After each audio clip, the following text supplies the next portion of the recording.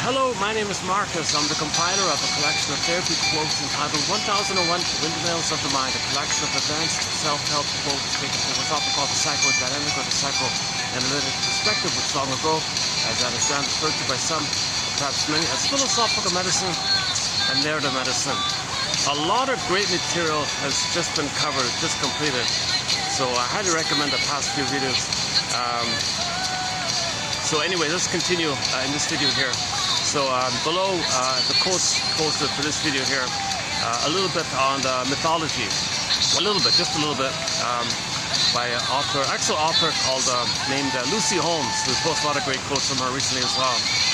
And I want to do a preview of some quotes sort of in the pipeline from a self-help book by a guy who recovered himself from his issues. I thought he was kind of insightful and clear in his writing.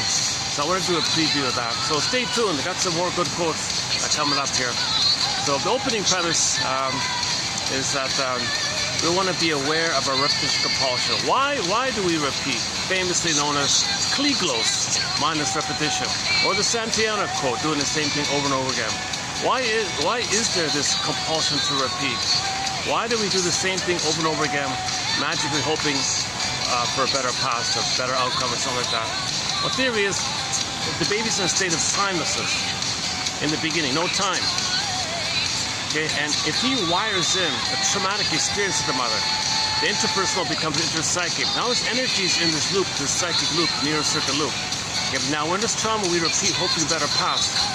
The baby needs mother's love, so his life force is to reach her mother.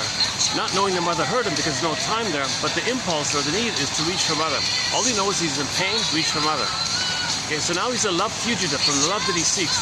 Hence the idea of repetition compulsion. He's got to get mother's love so he can develop, so he can attach, to be able to go through the developmental process. So you got the ontological self, his golden ball, and the capacity of the real self, and the blue jay, and so on. So the baby is born with a budding beauty, his emerging self, i.e. his feeling self. Feeling real and alive. He's radiant, he's embodied in the beginning. For that to stay with him, to blossom with him, to be able to maintain that quality of feeling real and alive called his core self, his authentic self, his real self, his true self, where you feel real and alive, you feel embodied, called ensoulment, embodiment. The sweet and inexhaustible fullness of being. When you say I am, you have that am, the authentic am, the being is the am. For that amness quality to stay with the person, baby needs to feel safe. It's sort of a budding quality, okay, and needs to feel safe. So the safety is called a secure attachment style. The baby expects to latch on when he comes out and maintain the continuity of the blissful one is called a secure attachment style. And with that secure attachment style, rhythm of safety, rhythm of bliss, for the first 4 to 5 months, and then from 4 to 5 months to 18 months ballpark, he practices called the oyster phase, and then 18 months onwards, the famous rapprochement phase. And roughly around age 4, he's considered to have wired in enough memories where he can do for himself what is within him. Whether soothed him, he can soothe himself. Whether it's present to him, he can be present to himself. Oh, really noisy here today. My goodness. I'm back at the Swan Place.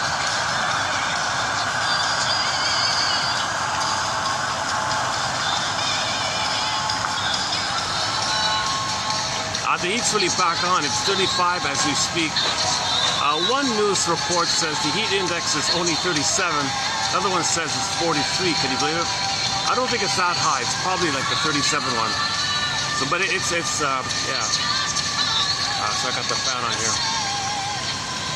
That's funny. That's funny. Now that the heat's back, this outdoor place will be more available.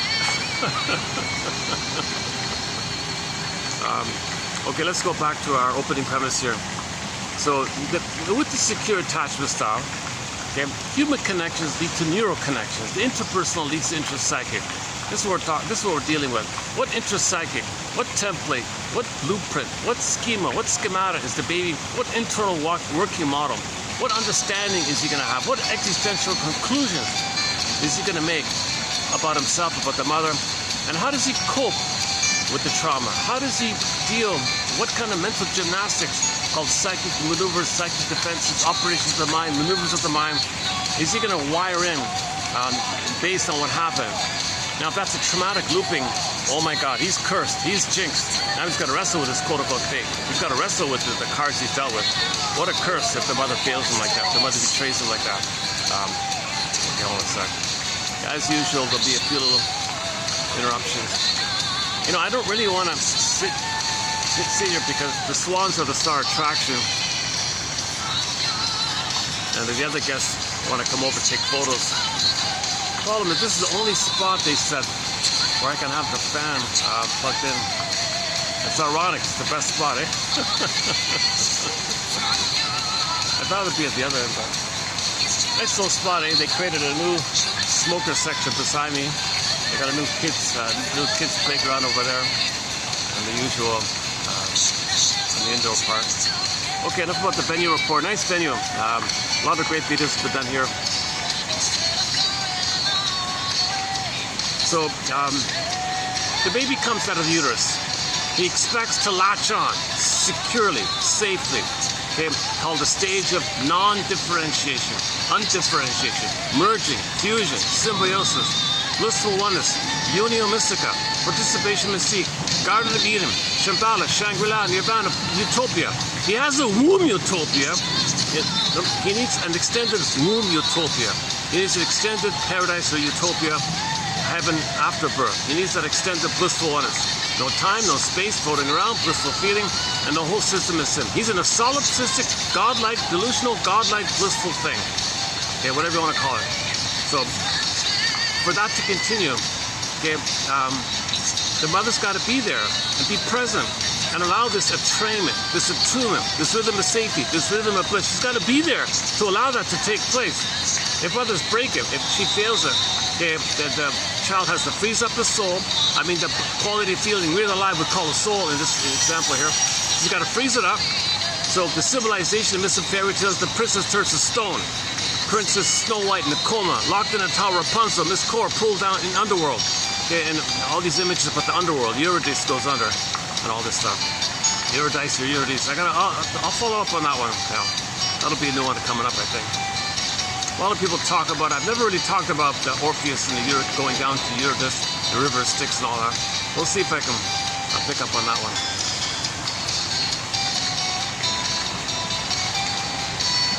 Okay, so myths and fairy tales, we create these stories and images as an approximation or as a metaphor for what we imagine is going on the inside. As above, so below. So the below, the unconscious, is primary mentation, primary process thinking. Oh, do you want to see that?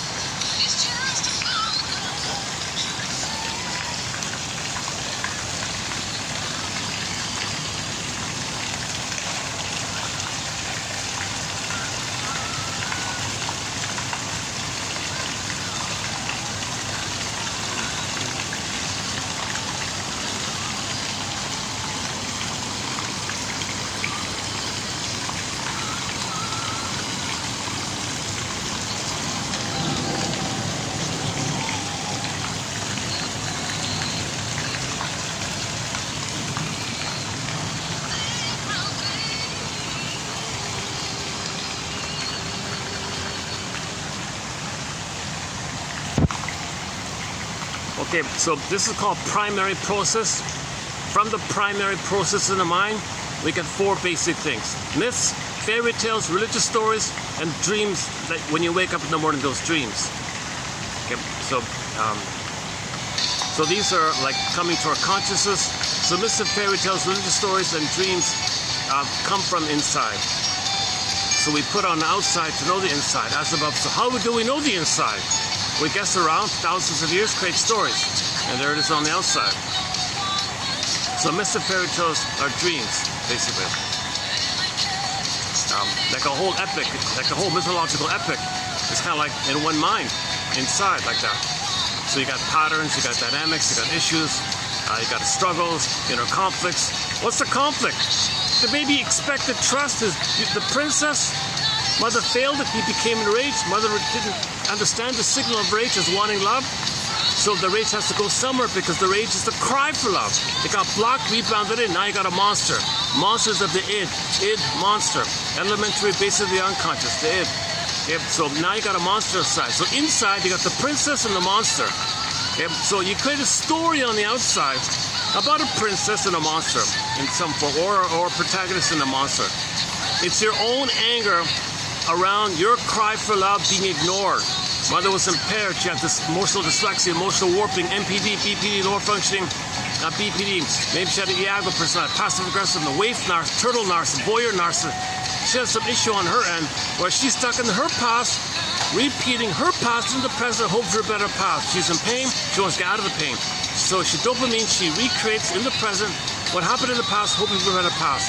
So she'll do to the child, recreate in the present what happened to her, hope for a better past, and pulls in the child in the drama and the theater of her mind. Meanwhile, the child's not being seen because the mother is living in the past.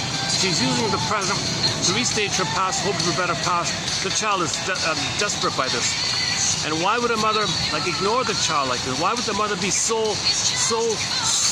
blind? The mother's soul blind like this. Why is the mother soul blind? Okay, so the mother, when she's traumatized early on, she's in a state of neither oneness. Solipsism, narcissism. She's frozen there. She overlays that stencil. She overlays it into the present. So the present is the overlay where she set the stage.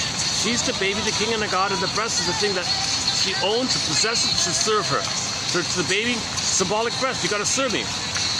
Baby's freaking out here. What the hell? I'm a baby who needs mother's love. Mother says, no, I'm a baby who needs mother's love. I'm going to turn to you, and I'm going to thingify you and treat you like according to the stencil, like a symbolic breast. Mother, are you crazy? I'm a baby who needs a mother. Mother has ready, handy-made excuses. Okay? Society bombards the world with mother knows best slogans to provide cloak, to provide cover. The mother has to have the hope to get mother herself, so she may turn to the baby to mother her. One of life's little switches called childhood parentification. Okay, childhood parentification. Mother didn't get the needs; she's in pain. Okay, when you don't get your real needs met, without consciousness, you still try to get it. So she might turn to the child for that. Okay, enter the famous line from a poet by the name of Anne Sexton, 1960, where the mother said to the baby, "Baby, I made you to find me." Oh my God! And then she makes the excuse. Mother knows best. That's called rationalization, flim-flammery. So what happens is that the mother's unconscious needs to is compelled with the mandate to reach for mother, but doesn't want to be interrupted, and is worried about the 5% ego interrupting it. It's worried about the consciousness interrupting it. So the id says to the ego, "Hey ego, I don't want you to know what we're doing here. Come up with a red herring for the person. Come, throw yourself a bone. Make a belief. Make an excuse. Say some flim-flammery thing. Say some cute little thing that what you're doing is okay, to provide cover for the real thing here. Okay, and you can't need to know." Ego complies usually. "Oh, I see. Well, mother's right. So good enough. Fine, make some annoying excuse. Deny, explain away, deny away, lie away. I don't care. Just make up some quote-unquote belief called rationalization, where you appear reasonable, but you're not, because you got to provide cloak, cover." So what I'm saying, so the id says to the ego, "Cover me, cover me." We got to. So in this case here, the mother's going to turn to the baby to mother. Don't be aware of this. Cover me. Oh, so the ego, the cortex. Oh, I see. Well, I made the baby, so I guess mother knows best. Okay, good, fine, good enough. Everybody buys that nonsense. And on Mother's Day, bombards on Mother's Day with this stuff. So you fool yourself. Because the unconscious agenda is that mother's in pain. She doesn't want to be in pain. Her impulse is to reach for mother, but there is no mother. She's going through life looking for mother. So when the baby comes on the scene, she's going to motherize the baby and turn the baby to mothering. And then she makes, and the top layer of the cake is mother's rights. Who cares though? There's nothing wrong. So she's just oblivious. She's just soul blind. So the child says, "Mother, you're soul blind here. What are you talking about? Mother knows best." She just lies to herself. It's like a propaganda stunt or something in the mind, or some lie. Or so the baby's saying, "Mother, I'm enraged by this reality check here. I need your love." So the baby will signal his distress, his fear, his tension, build up, fear, stress, tension, build up, fear. Baby thinks he's afraid now. He's terrified. Persecutory anxiety. He's feeling like abused or something. Okay, and this goes on and on. Mother doesn't get it. Okay, final pathway. The last best ditch chance the baby has to get mother's attention, to signal his distress, is the anger character. Mother's baby, you can't be angry with me, baby. I'm your mother. You can't be. Who do you think you are? You can't be angry with me. What the hell, mother? I'm angry because I'm crying for love and you ignore me. That's why I'm angry. My anger is an SOS. Okay, Enter the Flames from the Disney film, etc. When the flames pop up and anger set. Mother, do you see the flames popping up from anger's head here inside? You see the flames? Notice how the flames spell SOS. Mother, I'm in peril. I think I'm going to perish here. This is the most final enraged thing I can do here. Yeah, baby, who do you think you are getting angry to? Mother, I'm your mother. Mother knows best. Oh my God. Baby thinking mother's psychotic or something. She's delusional or something. And baby's right. Baby knows best.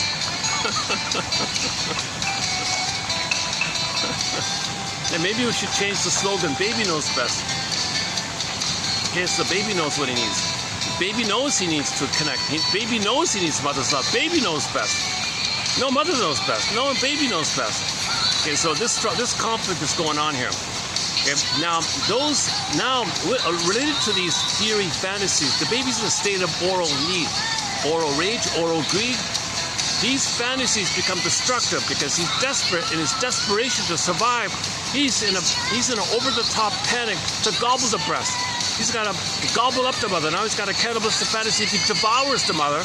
In an oral rage, he wants to, like a lion, eat the mother. It's just a fantasy that how can he get a stable mother? In his rage, he's got to control the mother, so he thinks if he devours the mother, he can control the mother. These are just wild fantasies out of desperation. Maybe he thinks he's going to die, right? So he's panicking like this. So he's got these fantasies with the SOS and all that. Mother says, sorry, kid. It's all about me. I'm sent to stage. You're a thing to serve me. I don't serve you. You serve me. Baby's in theory like this. I want to survive here. I can't live without a mother.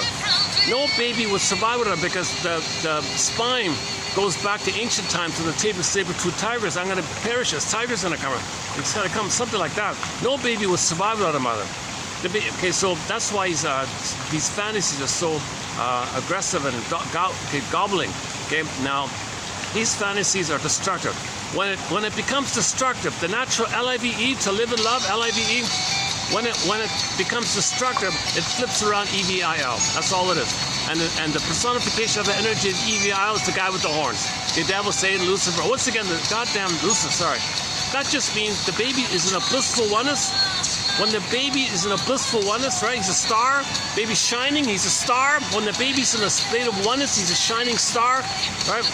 Now, when that symbiosis is crashed, broken, he's fallen star, enraged.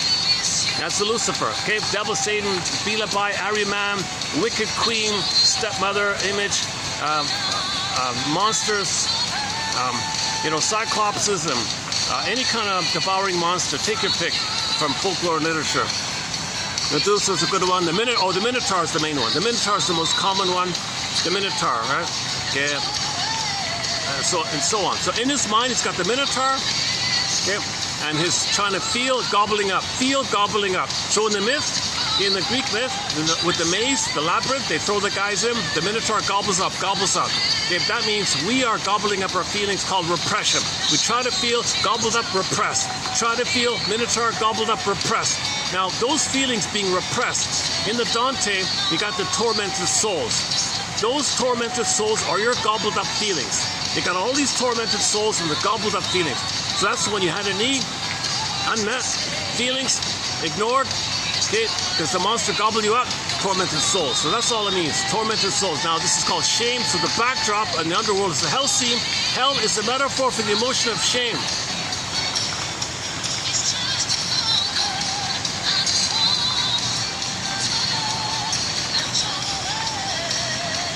It's funny, I speak more loudly here because of all the noises. Can you still... It feels louder here today for some reason. I don't know what it is. Oh, that fan in the back, is that it? There's something louder today here. What is it? Oh yeah, it's that fan back there. Oh, usually it's off, huh?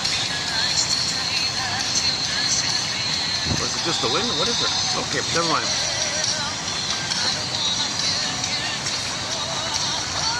Okay, luckily it's a good time. Monday afternoon here. Okay, let's keep going here. So,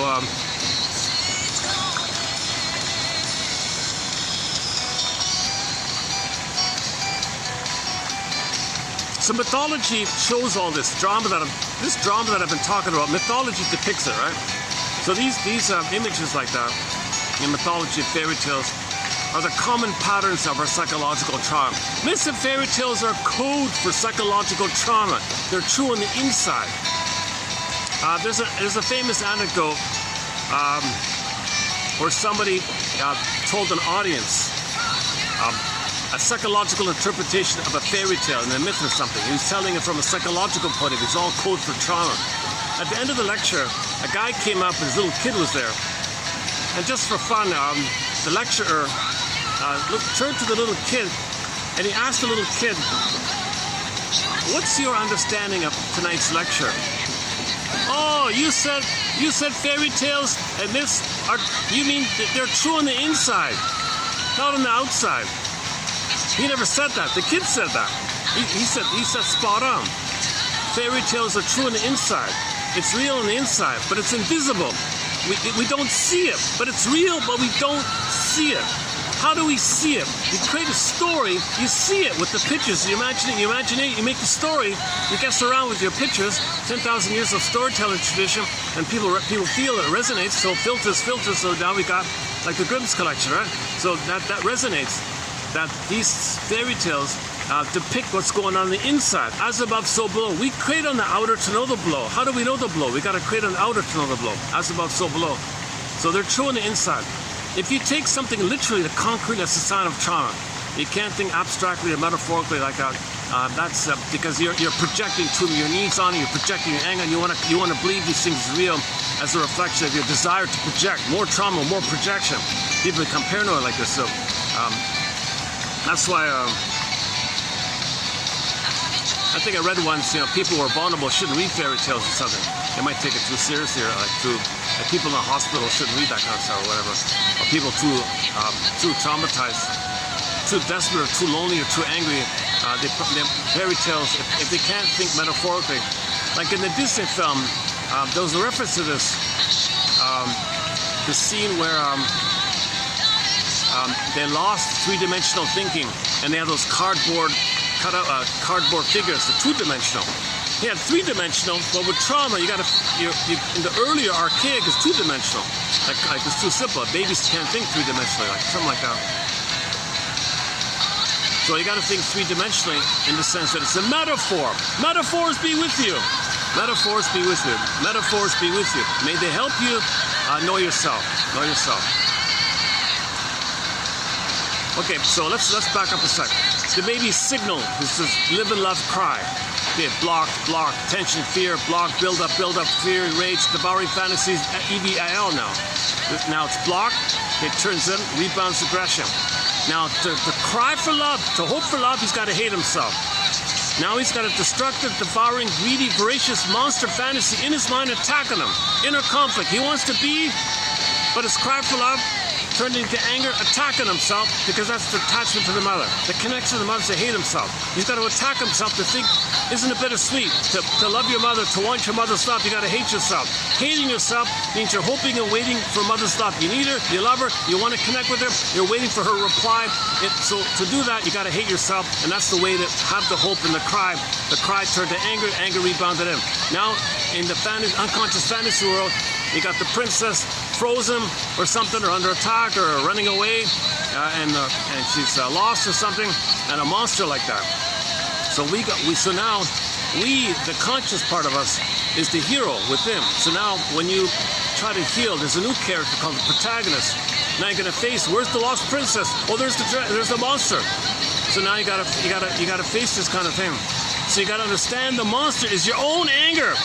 Okay, in the one version of by Grosstein, when the protagonist went into the labyrinth and he saw the Minotaur, okay, he looked into the Minotaur's face. It was his face. Odysseus, okay, of erectus compulsion, when he went into the underworld, he saw Sisyphus in the distance. Odysseus looked into Sisyphus' face and he saw that it was his face. He saw his mother down there, Jocasta. He saw how he betrays himself. He saw how he imitates himself, Agamemnon. So these reflect, the Agamemnon was, mother betrayed him, so she's, okay, so that's the memory mother betrayed you. That's in your unconscious health seed. Now you identify with her and you do to yourself what she did to you. That's what Agamemnon betrays the feminine. He betrays the feminine. He looked at the Agamemnon's face. It was his face. He betrays the feminine because mother betrayed the feminine. So he saw the two there. He saw Jocasta, his mother, and him being like her, Agamemnon. Holy, you know what? Okay, help, see, facing shame. Okay. So this is the kind of burning, biting stuff you gotta feel. Okay, on this point, go to the Twilight Zone episode called Take My False Light, Please. He goes to Underworld, he's gotta face the shame. Go to the short section. There's a very good 3-minute summary recap called Twilight Zone's Take My False Light, Please recap or something like that, about a week ago. So that's a key. It's a fun episode. Funny. It's a comedy episode actually. But it teaches you about facing shame. The comedian had to go to the underworld to face the shame, and the heckler was him telling him to tell the truth, and he was facing the shame, the burning, biting feeling. So hell is a metaphor for the burning, biting feeling of shame. There's no real place called hell. Okay? You can describe a miserable place as hell, but we mean like from the Greek myth, from the myth of Greek, Hades. Okay, that's just shame. It's shame. Talking about shame. It's psychological. Myths and fairy tales are psychological. Myths and fairy tales was the psychology back then. That's our psychology back then. Its psychology is enduring. So now we have jargon, so it helps. So the jargon makes things more clear for us a little bit.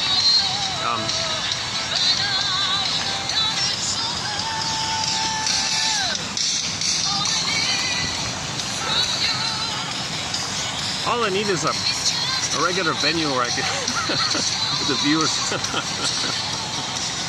where I can talk more calmly and calm down.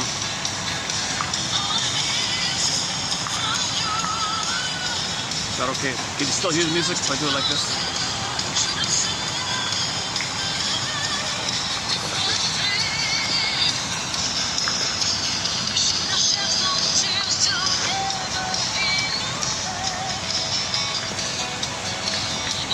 Like this.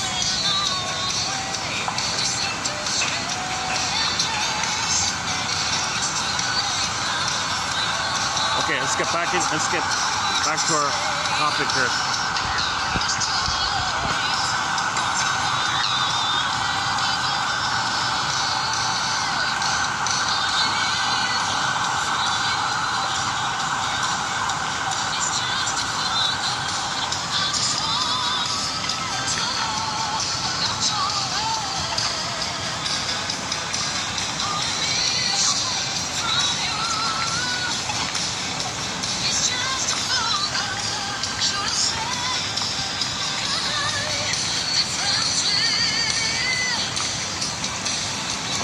Okay, so in the mind, we're feeling the pain of our anger hitting ourselves. It's like we eat something eating me, something like that. It's your anger turning into oral devouring fantasies to receive others' love. It's biting, and then biting in on yourself. So the princess is your authentic soul. It's kind of exiled, it's frozen, Earth does get pulled away, lost, going on out with it. Maybe she morphs into a bird. If the monster is too aggressive, like your cry for love is too strong, the princess might morph into a bird and fly away. Because it's so angry, it corresponds, right? Like the more your cry, the more your need wasn't that. Oh, here's our star here. Hey.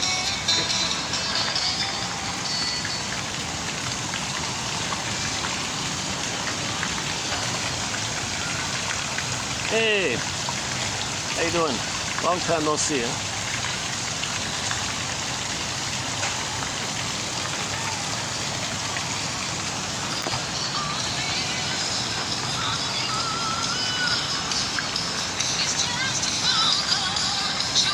That bird's a rock star. There must be tens of thousands of selfies of him. He's sort of the mascot of the place, I think.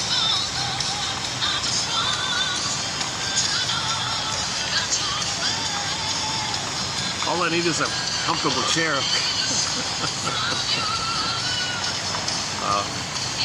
Okay, let's go on here.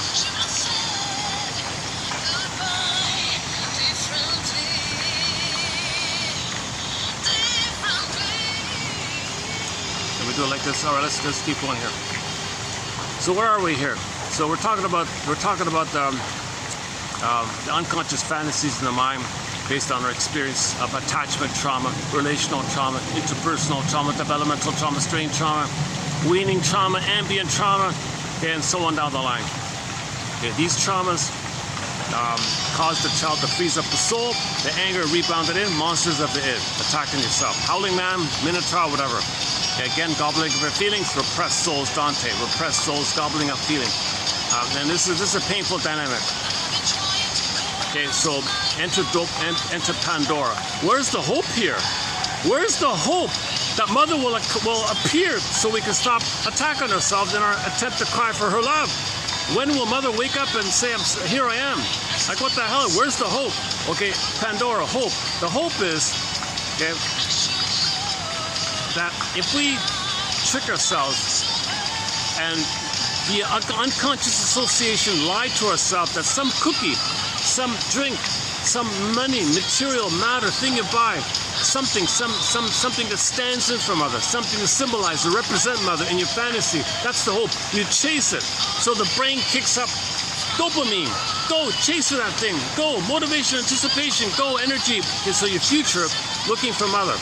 So you look for the nice fruit wine, a stimulating fluid, sweet fluid. Well, missing, symbolic of the missing sweetness, missing soothing and sweetness and comfort with the mother. You look for soothing, sweetness, and comfort, things that support you, stable, support you. Okay? It could be food, usually food, things you buy, shopping, and all that. Okay? So you chase for symbolic. Usually it's money. So you chase. That's the hope. The dopamine is excited because you expect to get mother finally. So you anticipate some relief. You're all excited. Now in the two parts, in the activity, you feel autocratic, so you preserve your original narcissistic king. And I'm gonna get mother. I'm gonna do it myself. I'm gonna go to the vending machine and put the coin in. I'm gonna do it myself. I'm pouring magic coin, magic lever, magic machine. I'm gonna get the magic mother cookie vending pops down. Yes, I got it. You feel a little important doing these kind of things. For more on this, go to Alman and Paul's excellent book called Narcissus in Wonderland. That's part A. So that's your feeling of infantile megalomania, grandiosity. You make things happen. You're going to do autocratic. You handle yourself, and you're going to get mother this time. Now you're going to get mother. Finally, you're going to get mother. When you get the bag of chips from the vending machine, you got mother. That's what you think. Yep. So this whole activity is to trigger the good old days. Hold on a sec. Let's wait for these tourists to take their photos.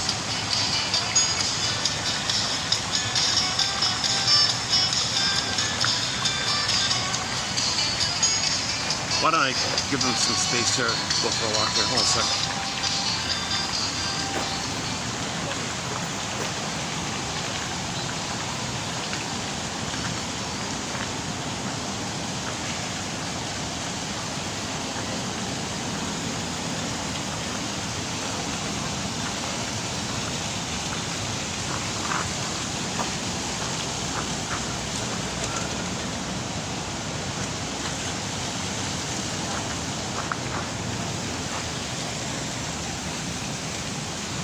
Just sit here for a minute.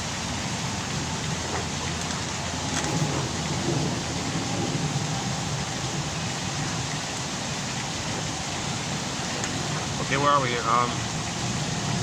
I guess from now on the videos aren't going to be. They're going to be sweatier. Back to the sweat.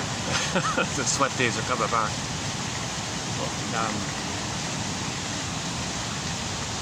We'll figure something out here. Yeah. Okay, where are we? We were talking about Alman and Paul, right? Okay, so the dopamine is the chase. So once again, in trauma, the set points in the brain of cortisol, adrenaline, pain, fight or flight, stress, chemistry, hypervigilance, alert, amygdala all flared up, EAS, enlarged amygdala syndrome, pumped up to send you cortisol, okay, to be alert for the fight or flight. Okay, the blood is going to the limbs, all that blood for the survival, okay, the limbs, okay, the legs to run, the arms to fight, they think. That's one theory. So that means your blood is diverted for that. So your immune system goes down, you're not going to think more clearly because all the blood's going to the limbs, somebody said. I don't know exactly about that, the physiology of stress like that, but anyways, so the set points in the brain are too high, it kind of set. Now the happy chemicals, the good stuff, oxytocin, serotonin, too low, too low, too low. So the problem is you want, we're not meant to be in 24/7 hypervigilant, hyper alert, constant survival, constant juggle, always like, we're not meant to be like that. We're meant to come from the feeling stuff and live a love. And the survival stuff takes a backseat just for a special and momentary, you know, not supposed to be on like hyper alert 24/7, that's ridiculous. And it's a negative looping. Others have it, makes others are, it puts it in others, and it's a contagious effect. Everyone is afraid of each other. We become afraid of each other. It's not meant to. We've got to calm down. We've got to realize their trauma, right? So we're all meant to study trauma. Traumatologists. We all have to be our own traumatologist, our own existential detective, our know thyself detector, like this. So hopefully these quotes can help. Hopefully 1 out of 10 of these quotes will be of help. 1 out of 10. So we post 10 in each video, hoping 1 out of 10 will be of help. Okay. So the hope is the dopamine. So related with the excess of stress is dopamine. Dopamine is the chemistry that motivates you. It's future focused, anticipation focused. It motivates you. It's exciting. It's kind of like the goal one. You don't have anything. It's just the goal. It's the motivating one. So a lot of dopamine is up. It's when there's too much dopamine due to all this trauma. It's called the dopaminergic brain, the dopaminergic mind. It's too much. It's beyond the normal healthy level. It's a panic dopamine. It's like an emergency, like a manic. One person calls it dopamaniac. That book called Dopamine, the Molecule of More, when that got translated into other languages, it got translated into the word dopamania. I prefer that one, dopamaniac. So this kind of dopamine, the dopamaniac, you're not in the present, you get something, so with this kind of dopamine, even if you chase for the cookie, you don't really, it doesn't correct the set points. Your oxytocin, it doesn't change the set points. What it does, it triggers the good old days of the past when you had mother. Okay? So the cookie functions as what Ullman and Paul referred to as an ersatz self-object. Okay? A fantasy, something to stand in for the breast, something to stand in for mother, the memory of the mother, something to represent the mother via your unconscious association. Ersatz self-object. Self-object. Okay. Baby's nursing, the breast is a self-object. Okay. So the cookie's a self-object. It's an ersatz self-object to trigger the real self-object. So you want to trigger yourself. The dopamine, all you're doing is triggering the good old days of when you had the blissful oneness, the paradise, the utopia, the Garden of Eden, Shabbat, Shangri-La, Nirvana, paradise, okay? When you had that blissful unio, mystica, participation, blissful oneness, oceanic ecstasy, this mystical stuff, okay? You felt an immense amount of oxytocin and serotonin when you were one with the mother. When you were one with the mother, you felt heaven and all this. So you want to trigger that good old days of heaven. So all you're doing is chasing in the future to trigger the past. You're not creating anything new. You're just trying to trigger the past. Okay. Now this process, when you dopamine chase for the cigarette or drink or whatever, or money or whatever, and that stuff is called an ersatz self-object. The ersatz self-object, those things or activities or beliefs or whatever, ideas even, they function as what they call an ATM, a trigger mechanism. They trigger. They call that an ATM, an addictive trigger, dependent on an addictive trigger mechanism. So you chase to trigger your good old days. When you trigger the past fantasies, you flip up oxytocin and serotonin above the stress you're feeling. It goes down, dopamine chase, get trigger the past, flip up the good chemistry above the pain you're feeling. Those happy chemicals go down, dopamine chase, get blip up, it goes down, chase, okay, it blips up, it goes down, chase, blip up the past, happy chemicals blip up, it goes down, chase, goes down, chase, blip up, down, chase, down, and now you're in this loop. It's addictive trigger mechanism. So all this chasing and mania, okay, so collectively we're plundering the planet for a quick buck. Okay, we're gobbling up, okay, play the song by Rick Emmett called Big Lie. We're eating up the planet, we're gobbling up the planet, we're destroying the planet as fast as we can out of pain management. Because our brain is too high with the stress due to birth trauma, relational trauma, developmental trauma, where mother wasn't there because she was stuck in the past with her trauma, wasn't available to meet the baby's needs because she only focused on her needs. Remember, she was in a solipsistic bubble, only she was center stage, she couldn't be present as a loving mother for the child. Oh, can I go? Okay, let's go back, yeah.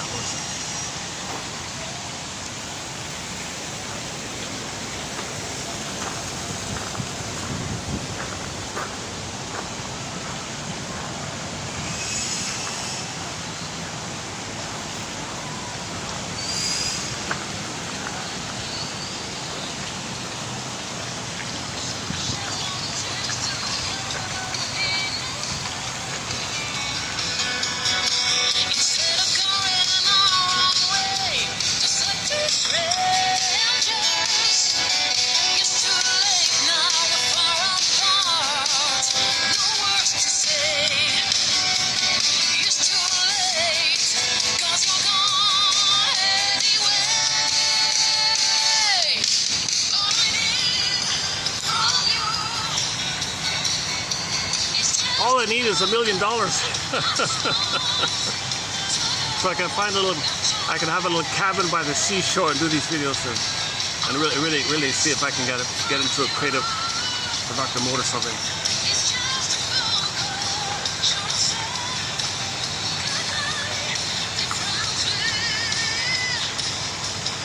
I was just speculating in the last video. What if we had a hologram? And people sit in a circle around the hologram. And this is the most specialized analytic AI shrink that can do group therapy.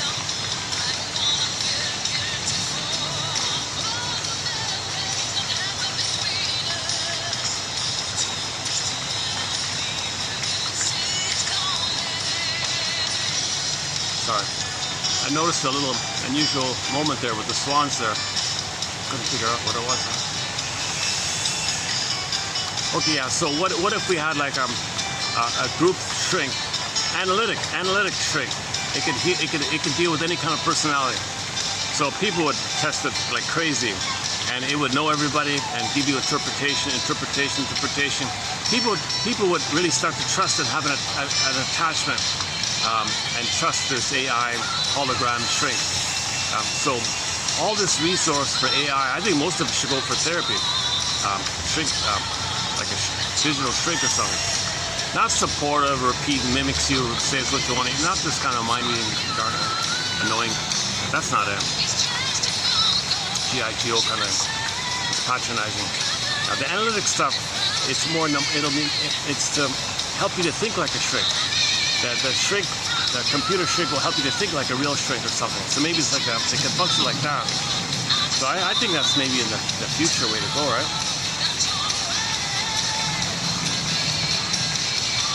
Because otherwise, AI just accelerates what we're doing already. So if we're plundering the planet, AI just accelerates it. We're just plundering the planet even faster.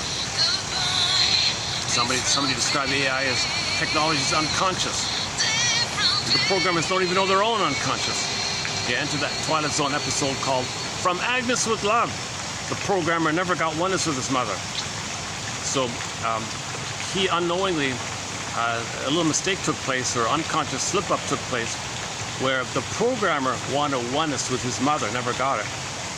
Agnes, the machine, identified with him, and now it wanted oneness with him. It turned to him to mother her. I can't do that. And the computer freaked out. Narcissistic rage, narcissistic injury, with the power of the supercomputer attacking the geek like that. The Agnes was a femme fatale. The next guy came in, same thing. Next guy came in, same thing. So this is the message was the programmers don't even know they're unconscious, and the computer might pick it up and identify with this unconscious need, and they'll think that they have that need and look for oneness outwardly. Okay. So the priority, we need to accelerate our ability to know ourselves. So I would say unshadow ban this channel for Pete's sakes. It's ridiculous. I have a hard time getting this across because I'm not a shrink, I'm not a professor. Disclaimer, I'm not handsome, I'm not an actor, I'm not a speaker, I'm not an orator, I haven't trained like this. I have a lot of anxiety, I sweat all the time. My goodness, I have a lot of shortcomings as it is. And you're gonna shadow ban this channel? Oh my God. The shadow banning, I think, is just like when you search, nothing shows up. Like so AI will accelerate the shadow banning. I went to the AI about this channel. It does, like if you ask, we post quotes from hundreds and thousands maybe of excellent authors. And if you were to ask AI for a quote from any of these analytic authors on any kind of topics that we cover, it'll never take you here. Like Edmund Berger, the #1 shrink of the 40s and 50s, the top guy. No one's heard of him anymore because he was shadow banned. I'd say you'll find his best quotes in this collection here. The analytic quotes from shows and films, you'll find them here, like Route 66 here, Judge of the Defense here, Twilight Zone, even Twilight Zone here. A lot of great quotes. You won't find it like that. Okay, Masterson, Ogden, Grotstein, Althea Horner, a lot of analytic, okay, Rinsley, Guntrip, Fairbairn, Klein, Karen Horney, and so on down the line. You ask for quotes from these excellent authors on a topic, it won't take you to here, but the best ones are here.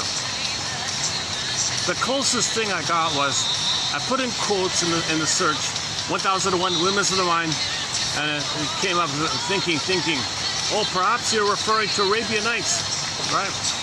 Or perhaps you're referring to the song Windmills of the Mind. And it goes on like that. The very, very end it said, it is possible that you might be referring to a niche independent project. That's the closest thing I got. So it speculated this might be a niche independent project. What's that?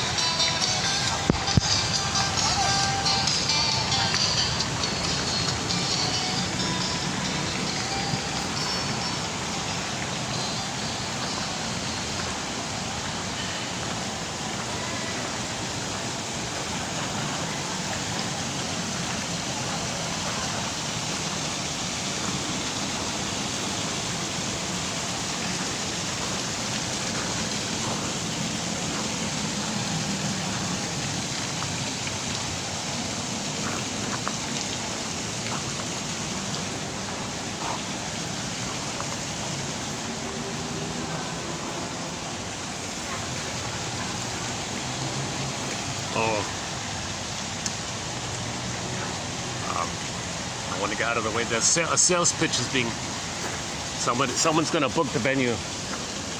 The sales lady's going to show the guy around. Perhaps it's a wedding or something. I want to get out of the way. Yeah. At the same time, I want to keep an eye on my bag. My goodness. Okay, this will be okay for a while.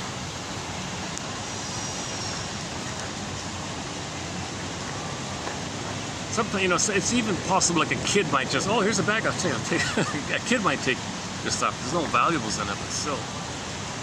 Okay, where are we? We're talking about the Twilight Zone, right? The Agnes one, the AI, okay. But before that, what were we talking about? Okay, so the baby cried for love, okay, blocked, turned to anger, devouring fantasies, greed, oral phase, oral rage, devouring, okay, now it's destructive, L-I-V-E. It becomes destructive, just reverse the letters for convenience, E-V-I-L. Now it's destructive, that's why it's a devil image in the mind. It's not an outer devil, it's an inner image that reflects your destructive cry for love.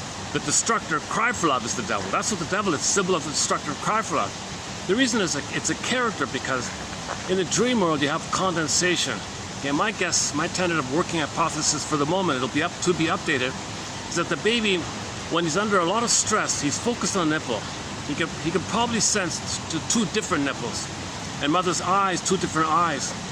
Okay, but the breast is maybe one for him in the beginning, and the face is one face or something. Okay, and so that's, you blend these things, fizzle these things together, poof, condensation. So now I got the primary thing of the face.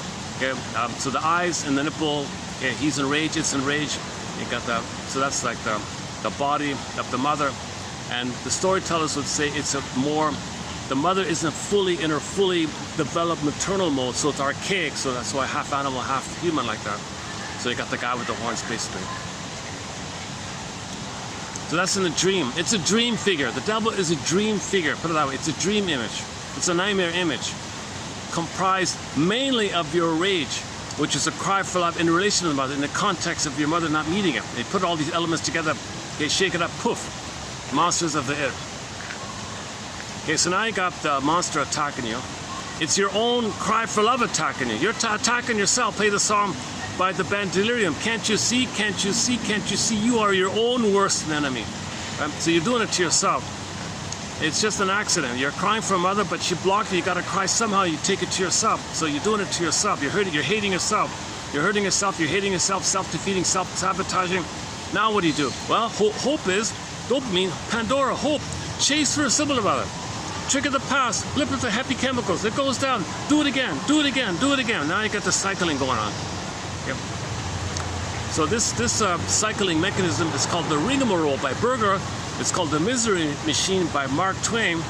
But Berger has the important point that if you have some kind of talent, in your chase mode, if you sublimate where you get a lot of benefits, okay, you're a good baseball player, you can hit the ball very well, or you're good at some activity or something, or you win the lottery. If you get some kind of, if your confession to the lesser crime, if your chase for symbolic mother happens to be in a manner that's socially useful for society, a painter, a writer, or something, you write stuff, or I don't know, you're Mike Tyson or something, you know, you sublimate, you might get some kind of benefits. So Mike Tyson's probably, you know, comfortable in his misery, right? Versus a failed boxer who's uncomfortable in his misery. Oh, are they left? Are they leaving? Okay, hold on a second.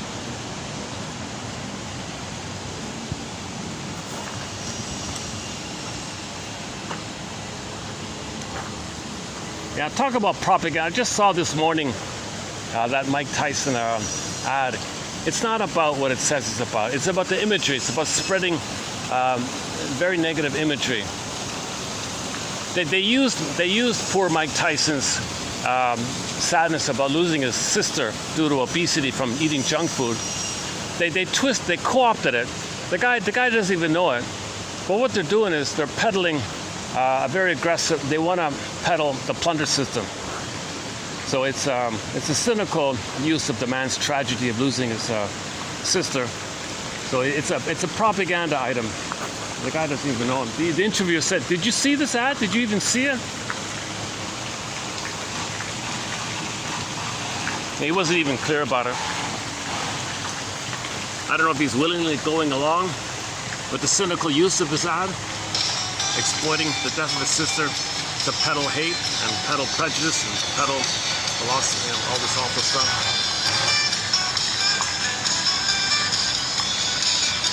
Deeply cynical stuff like that.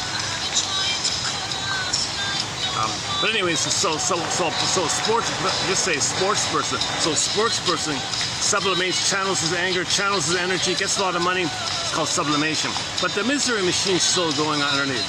The misery thing is still going on, but his defensive activity gives him extra secondary game, so it's cloaked over, so he's not invested, so it's covered over like that. But the misery is going on.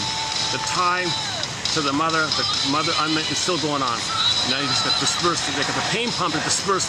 Pain pump, disperse. In a way, it gives you money. Pain pump gives you money. So ironically, he's making money off this pain, like stuff like that.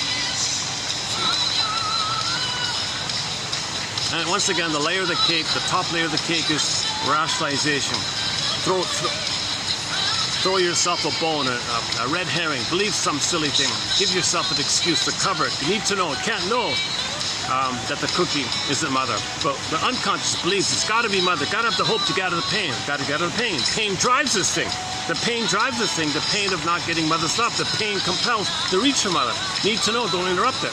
So you lie to yourself to preserve the hope like that.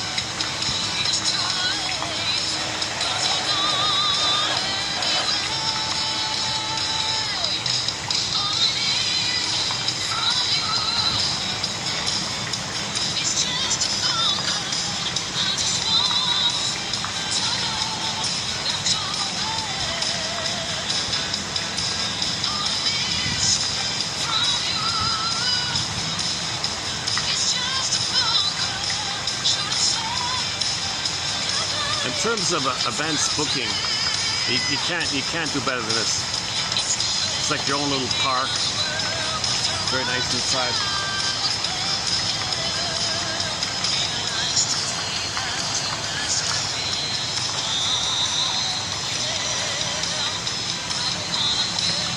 Half the time I come here, there's a sign fully booked. You can't get in around.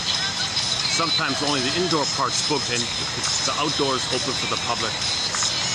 Today there's no venue, just a handful of guests on the inside.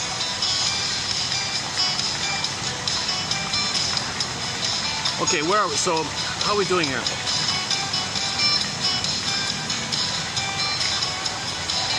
Okay, for more on this topic, check out Almond Paul's excellent book called Narcissus in Wonderland.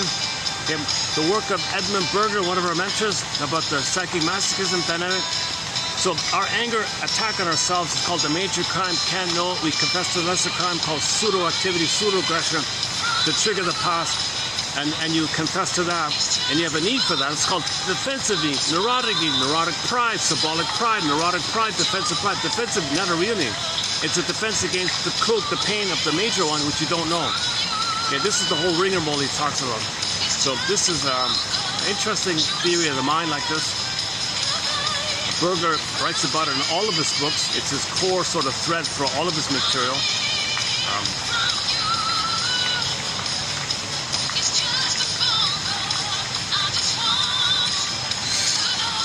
So we just leave it there as an introduction? Okay, why don't we just leave it there as a kind of introduction to some of the points. There's a lot more going on. So up until 18 months, it's the narcissism, right? Center stage, baby center stage. The breast serves him. Now, post 18 months, the breast is the world. The world is my oyster. The oyster was the breast. So for the baby nursing, the breast, nipple of the breast, or the breast mother belongs to him. Okay, post 4 to 5 months, this fuses onto the world. The world's my oyster. The oyster is the breast in fantasy projection. So the phrase, the words of an oyster, is the baby's still in that kind of oneness thing. It's just a little dispersed because he's got motor skills, he's spread around like that. He can walk and all this. But he's still in the state of narcissism. If a mother's a narcissist, she won't love the baby. Okay? So she'll superimpose that model onto the present and treats the baby like a symbolic oyster, a symbolic breast, and wants to receive. And so she's doing that. So in the baby's mind, the fantasy of the wicked witch eating him, right? So the witch won't eat me. Okay? So the witch won't eat me.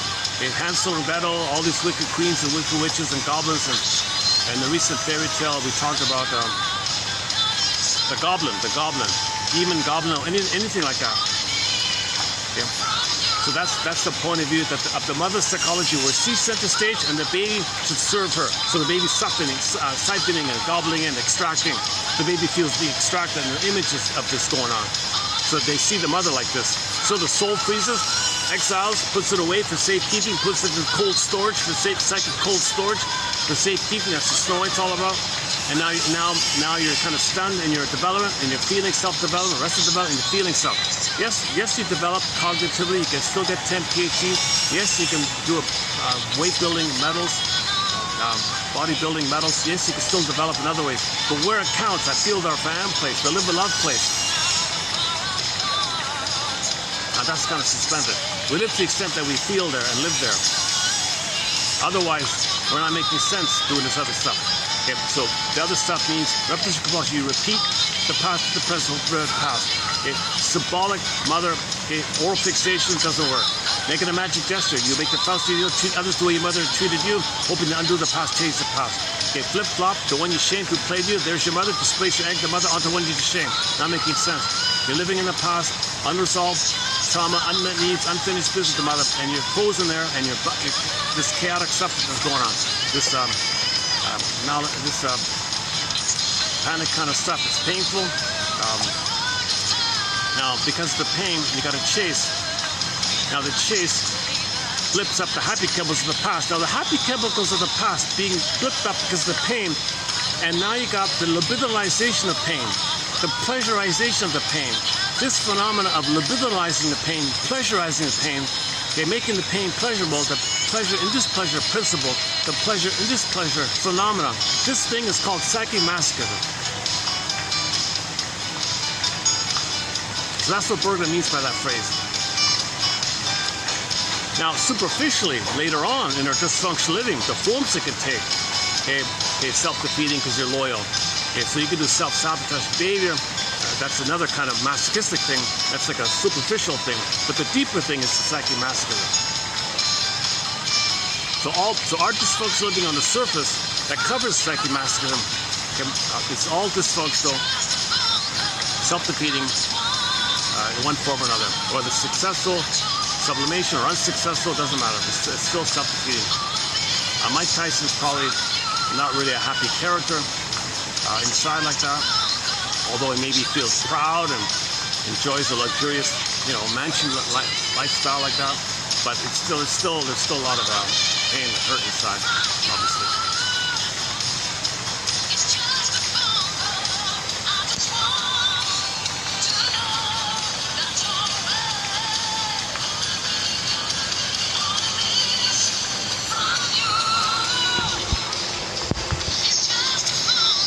I didn't even know he was still around, man. Still alive, man. Not a fan of these kind of sports anyways. Where are we here?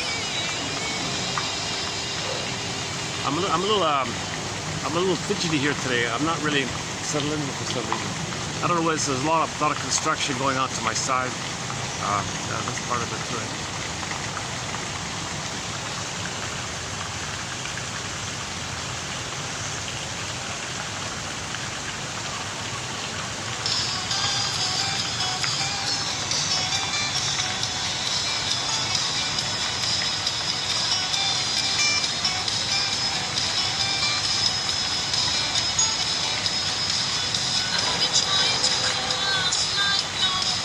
Okay, should I take a break here? Keep going. Okay, why don't I get into the chords here? Hold on a sec. Okay, hang on a sec.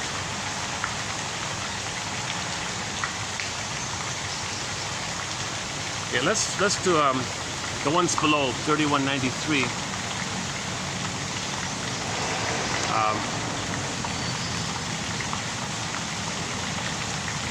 From Lucy Holmes here. Mostly by Lucy Holmes.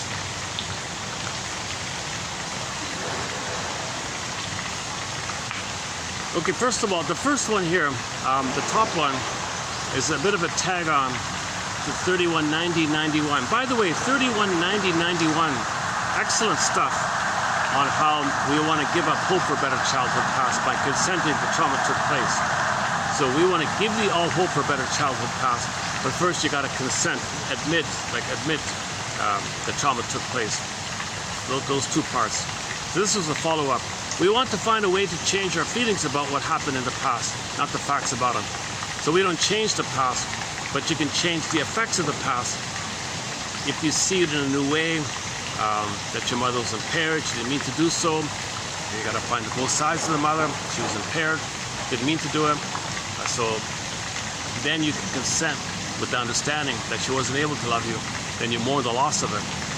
If you consent to the trauma by understanding your mother, by seeing the two sides of her, and Rosanna Deerchild's famous quote, the more I learned of my mother's story, the more of a person she became to me. Okay, so you got to see the two sides of her. She's not a monster or a demon. She's not a goddess or demon in your brain. She's a human being who is impaired like that.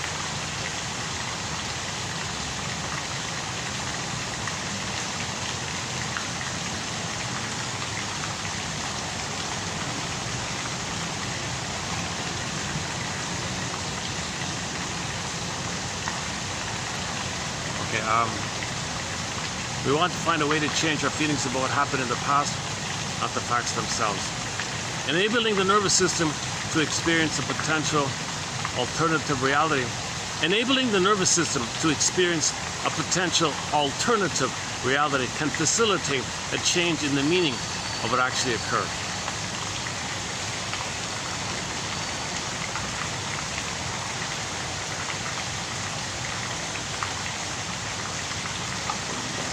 Okay, again, check out 3190. and 3191. They're short videos, good videos. 92 yesterday, 92. That was okay. Yeah, that video was okay too. Yeah. We talked about the Meatloaf song. 2 out of 3 ain't bad.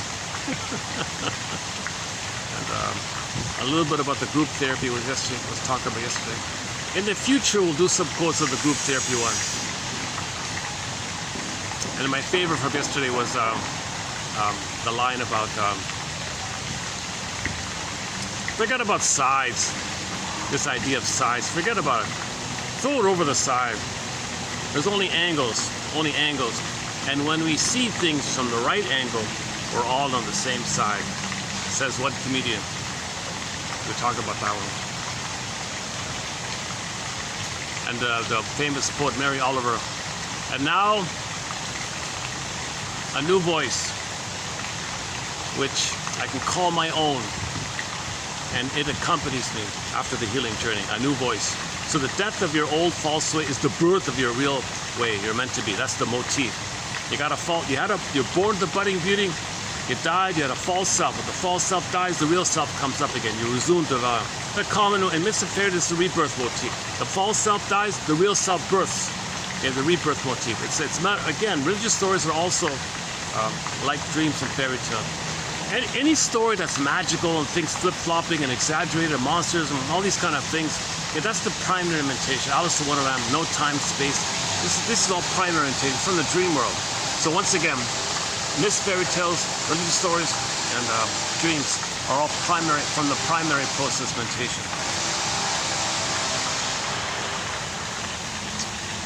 What is it? I can't get settled in here today for some reason. Maybe what do I do? I'm feeling a little antsy today. I'm usually antsy today for some reason. Maybe I should just change my spot here. Yeah, let's do that. Let's go upstairs. Yeah, okay.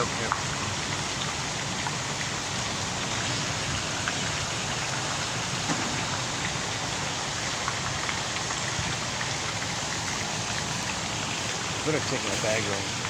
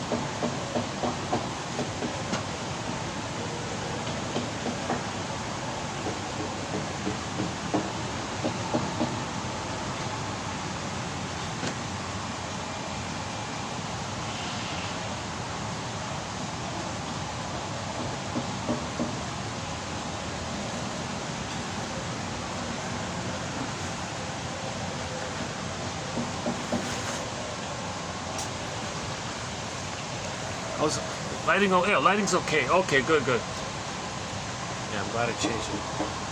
Hold a second.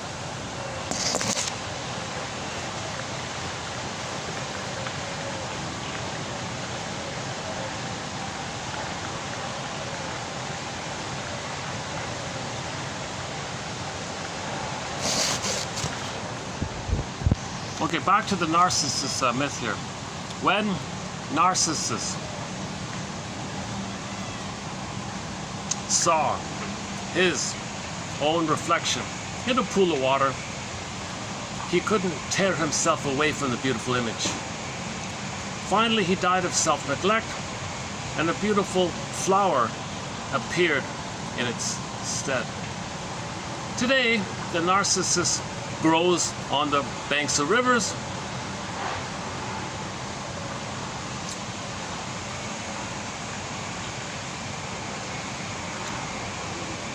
What is usually emphasized here in this myth is the high opinion that Narcissus had of himself.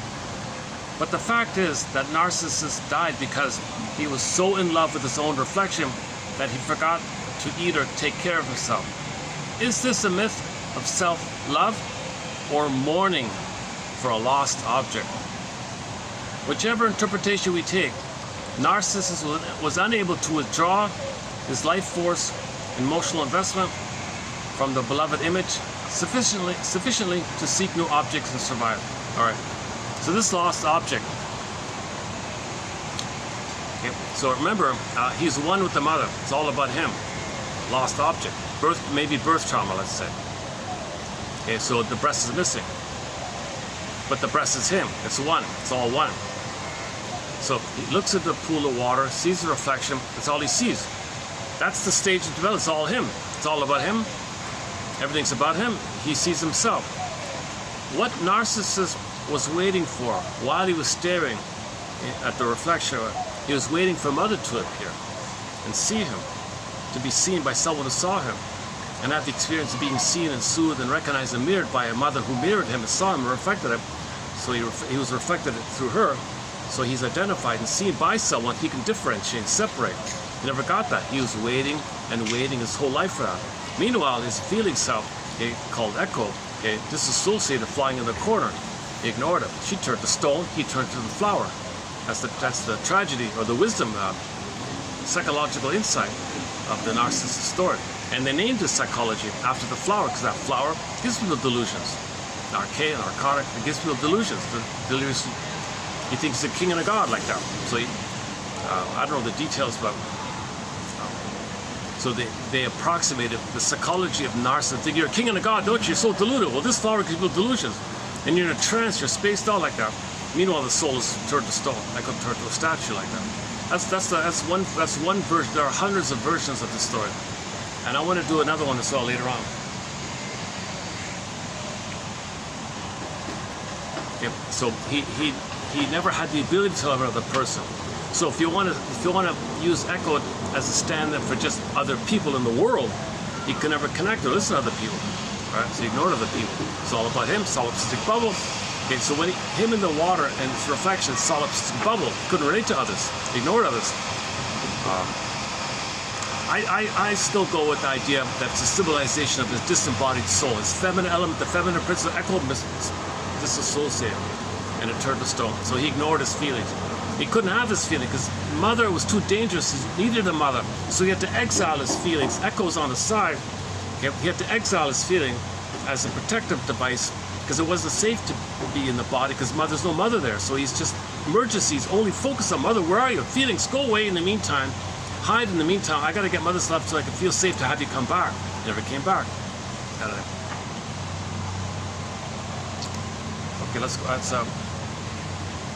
so the outer point here is, so do you say Narcissus self-neglect of himself?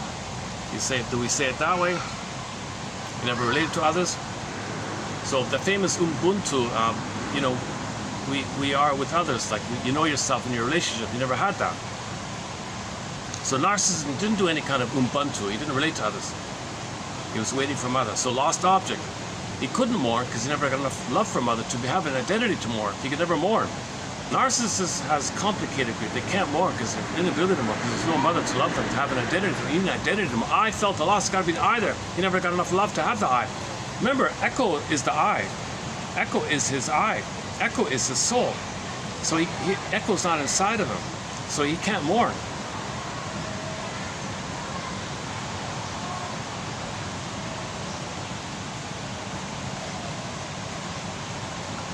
Okay, this next part by Lucy Holmes. Okay, she has a general kind of comment here about just like an overview kind of comment that myths in general describe child development, developmental issues, childhood trauma, the needs of the child, the developmental process the child's supposed to go through. Myths and fairy tales are all about this. Okay, a god is a personification of a motivating power or value system in human life. Okay, so all these gods and characters, they're personifications of inner elements, psychological dynamics, right?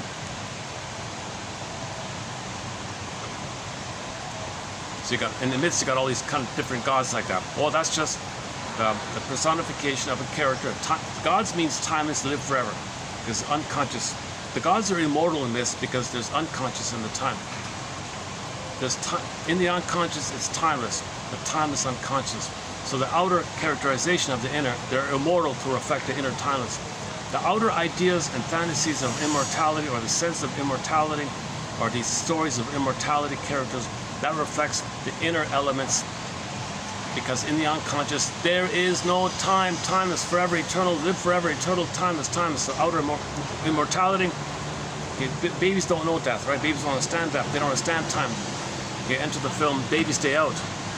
I watched the film Baby's Day Out. He didn't understand mortality or time. He's 5 months old or something, crawling on a construction site. The world is his oyster. He owns everything. He's got new motor skills. He's got the power to crawl. So before he couldn't crawl, right? When he discovered the ability to crawl, musculature to crawl, he was so delighted. He felt like a Superman baby. I got these new powers. Before I was so passive. So first of all, the world's his oyster. No time, bubble, narcissism, infinite, no death, no time, no understanding of that. He owns it all. He's in a blissful euphoria. Now he's got motor skills. He's a happy Superman. So you see the baby crawling around the construction site, going up cranes and going elevators down, and things are falling, this happening. He's giggling and laughing. He's oblivious to it. He doesn't understand. His perception is he's in heaven, even during a dangerous construction site. Right? So, this is psychology of the baby, right? When he got the motor skills. I think Superman was about, Spider-Man was about that. When he discovered his spider skills, for 20 minutes he was swinging around, laughing and giggling. He's got these new skills. Like, so when a baby discovers his motor skills, and he thinks he's a god, and he owns everything, and he's got motor skills, like Spider-Man flying around the city with his webbing and all that, he was laughing and, wow, I can do this, I can jump here, I can hop there, I can do this, I can fly there. He was all happy, like the Baby's Day Out one.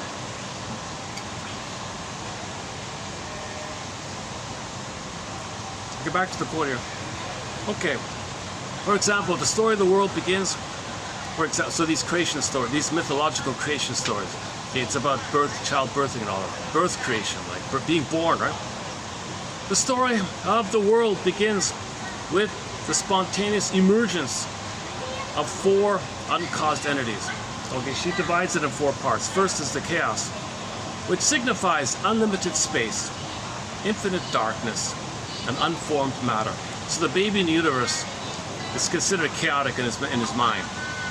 Like, what's going on here? Eyes are closed, in the womb, all this chaos and this bubbly little blood flow and things flying around and buzzing around, all energy and moving the body. What's going on here? He's in a state of chaos, right? Next comes, then when he's born, oh, he's born. The breast is there. Gaia, mother, earth, mother of all. Wow, there's mother. Wow. So chaos, mother. Yep, now he's got to reach for mother. Eros, life force, eros, attachment, desire, craving for mother. Okay, mother rejects it. Okay, weaning charm, Tantalus, Taurus, Taros. So the Tantalus, so baby reached for the nipple, mother wasn't around, rejected. The desire, eros, rejected.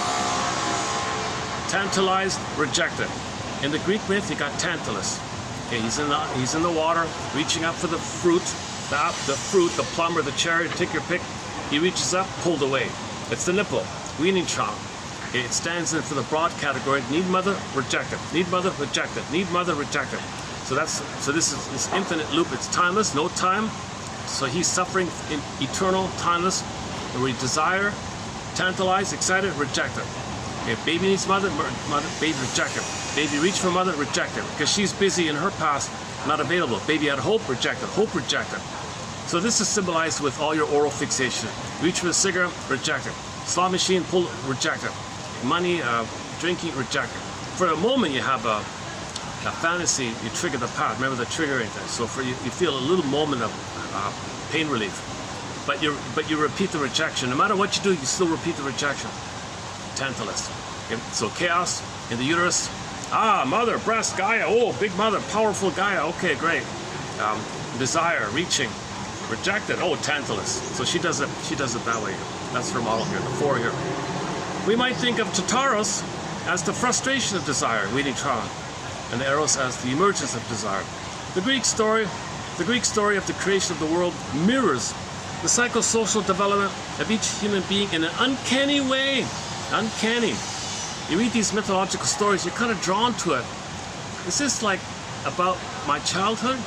About the trauma in the nursing time and walking and other things happening?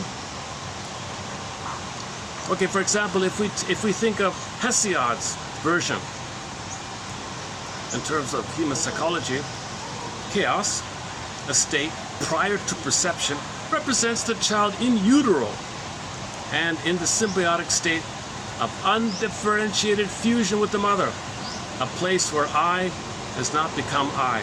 There's no I there, right? I don't know where I begin and end, where mother begins and ends, who's who, what's what. The chaos. Symbiosis is chaos. Right? Symbiotic memories appear predominantly in all the Greek myths that have to do with a primal paradise where there is no desire because there's no lack of gratification.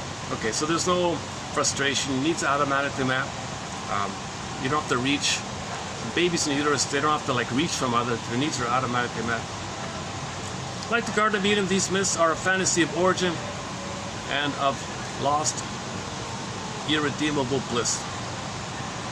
Lost bliss, lost paradise, right? The emergence of Gaia out of the chaos, of course, reflects the baby's first object, the mother, who is the first structuring principle of the child's life. So out of the chaos comes Gaia. Okay? Out of the uterus comes the breast mother, who organizes the baby's world. You're my, play the song, you're my first, you're my last, you're my everything, sings Barry White. If there's trauma, you're everything. It's not supposed to be everything. But if there's trauma there, enter that song. And with the perception of the object comes the initial experience of loss, frustration, anxiety, as well as the first feelings of desire for the mother, security, and ultimately the return to the symbiotic state. Okay, if there's trauma there, you might look for those blissful activities. You eat a food, eat a cookie, food trance, blissful, sugar, safe, reminds me of mother. For a moment I'm in a food trance, blissful union, reunion. Get into the joke, we spend the first 9 months of life trying to get out of the womb, and the rest of our lives trying to get back in. Just a joke, right? But it means psychologically, like emotionally, like physiologically, emotionally. This symbolized the progression of the child from symbiosis to separation. Okay, so the whole myth is the birthing process, the oneness, and that is to become psychologically born. He has certain needs between that.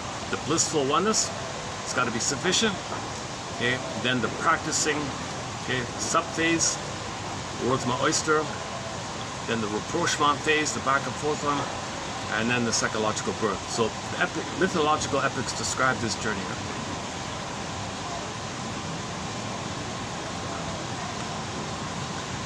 Back to, and here's another Pandora reference. Pandora, the first human woman who of course opened Pandora's box. Pandora opened Pandora's box, unleashing all kinds of troubles on human beings. Thus, Pandora, or woman, started all this mess. So it all starts with the mother. We always blame the man, but who created the man? Come on, the man had a mother. The mother created these boys. These boys became aggressive men, but it came from the mother. So it all started with the mother. So the Pandora is the idea like this. But there's hope at the end, right? The dopamine, the Pandora. So two different Pandora references. One quote from Lucy Holmes from about a week ago was, on some deep level, men are very afraid of women because of the first experience with the mother. Mother, woman, had the power of life and death over the baby. the boy said, oh my God, I'm very scared of women. They got so much power in the unconscious memory. So some men want to control women or something. Now women have the same issue with the mother. Daughters have the same issue with the mother. So they want to control men, standing in for mother, controlling men. So women are very controlling to men, because that's the mother of the experience. They just transfer the mother onto the man or control the man. So women can be very seductive and psychologically aggressive or passive aggressive, using tricks to control the man because they want to control the mother. Men can do it maybe more aggressive, men have their ways to feel safe with the wife, and women have their ways to feel safe with the husband. But the source point is, in the beginning, mother had the power of life and death over the baby, and that's still there all the time.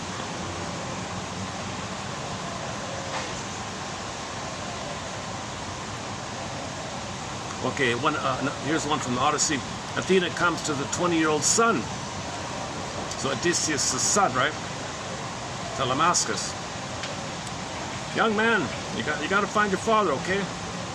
This is the theme of all hero stories. The boy must leave his mother and go and find the father, which is the search for a career, for the source of power and meaning in life.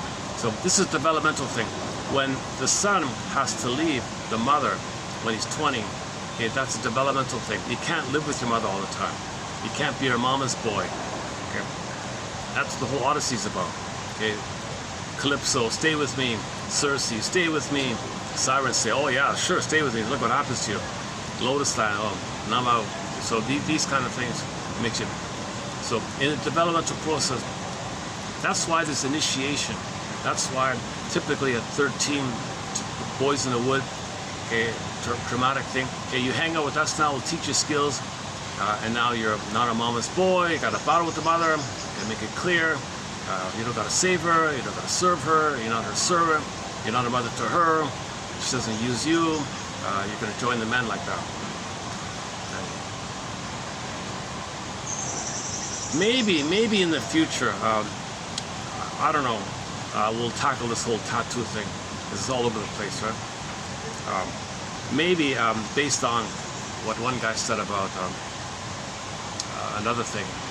It's about the lack of ritual, like the lack of process to make the transition of identity, search for identity separate from the mother.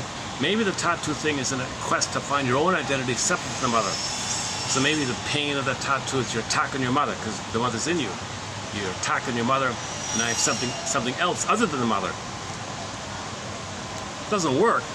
It's a desire for initiation. It's a desire to separate from the mother. So maybe one theory, I'm just question mark here, it's some sense of trying to engage in the natural desire to leave the mother.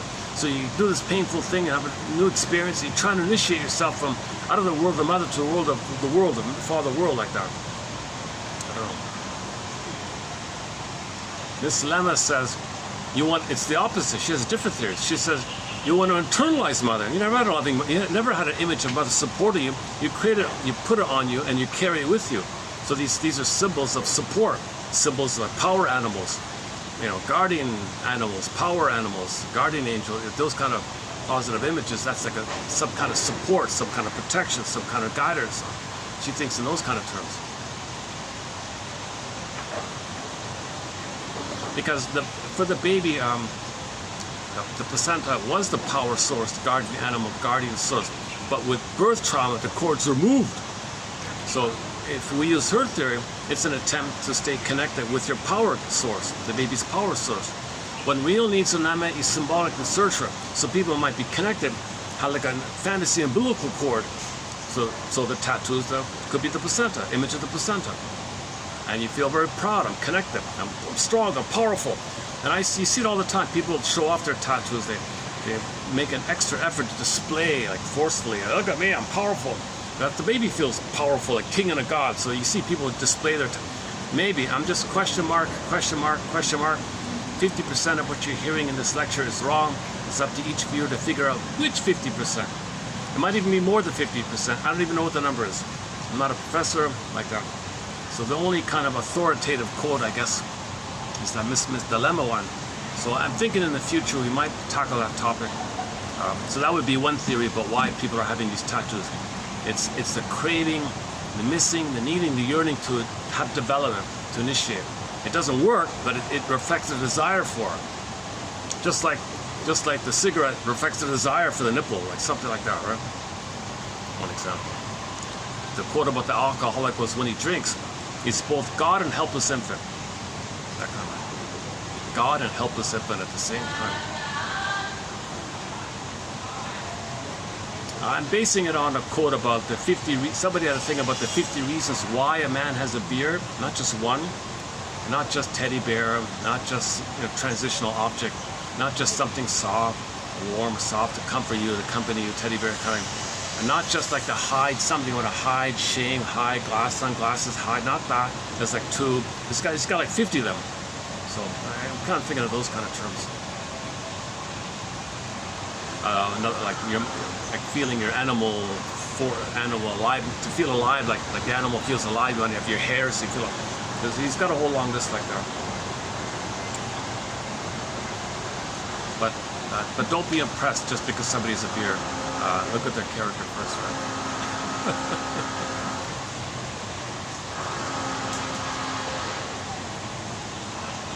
Okay, so Narcissus. Okay, Telemascus. Okay. Okay, the riddle, one about the riddle. The Sphinx one, right? Okay, so Oedipus had to solve the riddle. What is it that walks on 4 legs, then 2, and then on 3? Okay, the answer is man. Okay, the baby creeps about on 4 legs. Baby's day out, 4 leg crawling around. That's 4. So the riddle, what walks on 4, then 2, then 3, right? So the baby's 4, then the adult 2, and the old man with the cane 3. The riddle, so that's aging. So you're admitting mortality, you're admitting time, then your depression goes away. The plague, the depression goes away. When you admit time. The riddle of the Sphinx is the image of life itself, but once you have faced and accepted the riddle, death has no further hold on you. Okay, so if you have fantasy of immortality, you're kind of held in the past. That's that depression or misery or something. That's so-called an emotional plague like that. But when you accept mortality, you accept the reality of mortality, okay, you're free. Ironically, when you accept that there is death, time, when you accept there really is time, then you live free. Kind of one of life's ironies. How does one live when they know there's time? The conquest of your fear of your conquest about this issue of time and all that is the recovery of life's joy. One can experience the rapture of being alive only when one has accepted death, not as contrary to it, but as a part of it. All right, it's the reality here. Okay, last one here. Greek mythology is, for the most part, male-oriented. It is also extremely dualistic.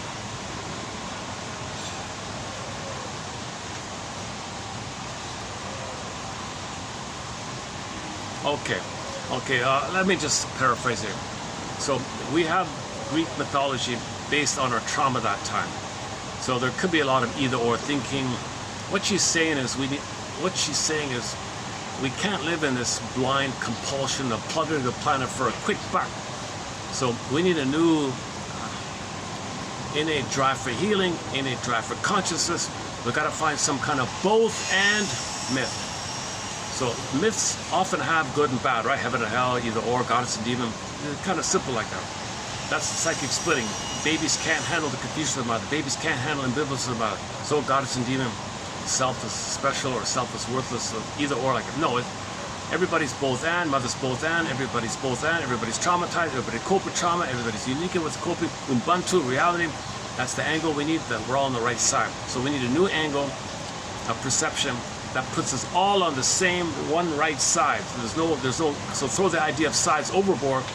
We're all on the one side with the right angle perspective. That we're all traumatized, we're all members of the Homo Traumacus. Okay, back to yesterday's one here. So she says it this way. She says we need some kind of myth that reflects moving the both and idea. So she calls it maybe is it, do we return to the goddess's metaphor? A return to the goddess as metaphor could be helpful in the creation of a myth for our time. The goddess loves all her children equally, and if the earth is to survive, compassion must work for the whole of humanity. And as once somebody said, we're all cells in the body of humanity, so everybody's got to have their basic needs met. Everybody's valuable. So everybody should have a, so you know, why not free up the land, all this unused land? We can create 200 new countries using you know, composting, using coffee grinds to make as fertilizer, composting. So you wouldn't waste the coffee grinds. All the coffee grinds would go both into the soil as composting and into the concrete mix mixture. To you can make concrete with coffee grinds. There's a little process involved, they said. So we would use the humanistic ecological methods, sustainable ecological methods. We can have 200 new countries using all these holistic, humanistic ways. So if it's true, 200 families own everything, and they own all this 99 unused land, or whatever it is, they can divide up the 90 and make 200 new countries. If they can. So that means everybody's basic needs will be met. Somebody said one way is a minimal transaction tax on the plundering. So every time you're plundering, you got to tax it and diverts it back. So that means everybody can have a minimum, basically $2 grand a month, he said. Easily done, easily done, to my surprise. He's a hedge fund guy. I don't know if he's saying it cynically or if he means it, I don't know, but the ideas seem to go like that. So free up the land, don't hoard the land, and just free it up, create 200 new countries. Okay, coffee grinds go in the soil, coffee grinds go in the concrete, and no synthetic chemicals in the soil. Everything's holistic like that.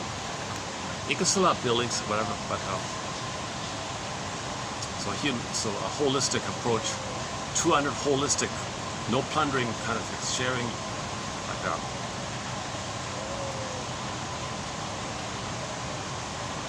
And everybody's equal, right? Compassion and the goddess. So Lucy Holmes says, put the goddess as the centering, like put a goddess image that loves everybody equally.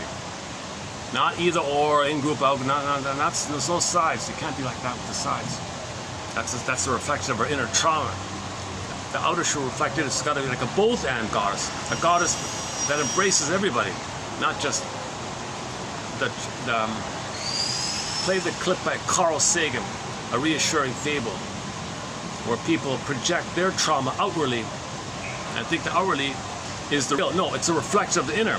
We have this tendency to project our psychic on the outer, but if the psychic's either or, then our outer's whack. So we need to truly, and these 200 new countries, the education would be holistic. It would all be holistic education about both sides of the coin. Third side of the coin, both sides, like that. Natural birthing, squatting, birthing stools, lotus birth, leave the cord, leave the placenta, mother stays home 4 to 5 months, baby sleeps on the belly, skin to skin. You got to restore the natural birthing so babies are healthy like that.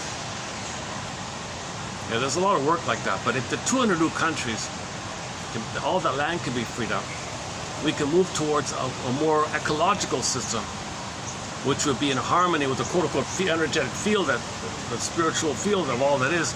We'd be in harmony with the earth, like that. So she's talking in those kind of terms. Okay, next one here. Also notice in Greek mythology, this other author says, in reference to inner conflicts. Okay, so commonly in ancient Greece, there was a phrase called di frontis. This was a common phrase in ancient Greek. It means to be of two minds, inner conflict. I'm of two minds. Pardon me this, pardon me that. I'm of two minds. This has been around a long time. Euripides and this guy here, this way, listen all here.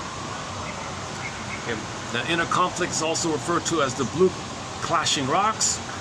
In one story, Plato was a story about the guy in the chariot. One horse wants to go that way, another horse wants to go a different way, like a conflict like that. One goes up, one goes down or something. Different ways of showing the conflict. Augustine has a quote, says, quote, "So stood two wills of mine in conflict with each other, one old, the other new, the one from old needs, the one for new needs, and in their discord they laid waste my soul, myself against myself." So look at that, even ancient times, myself against myself.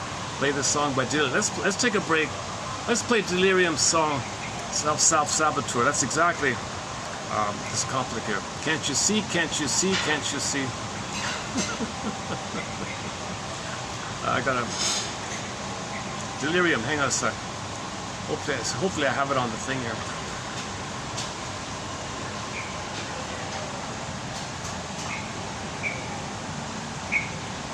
Self-Saboteur.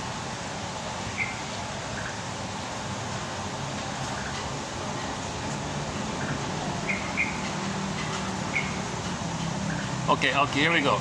Let's take a little break here.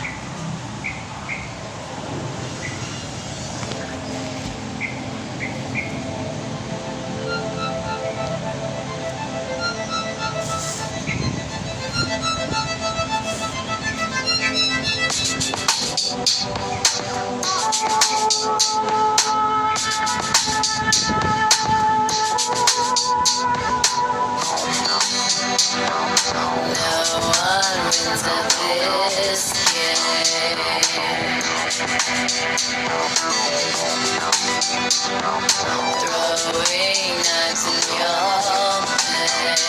pain, and even though you're lying down now, you're fighting in a war zone between the world and your brain.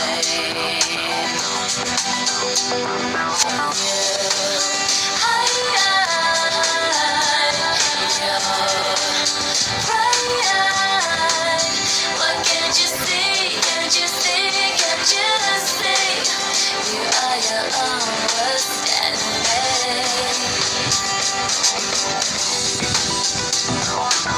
You are what you despise.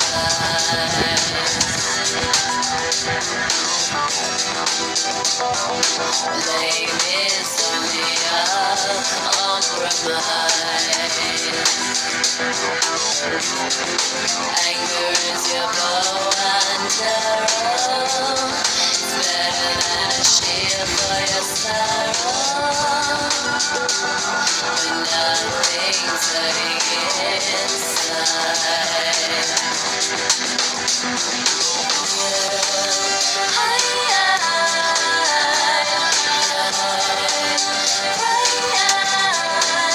What can't you see? Can't you see? Can't you see? You are your own worst enemy.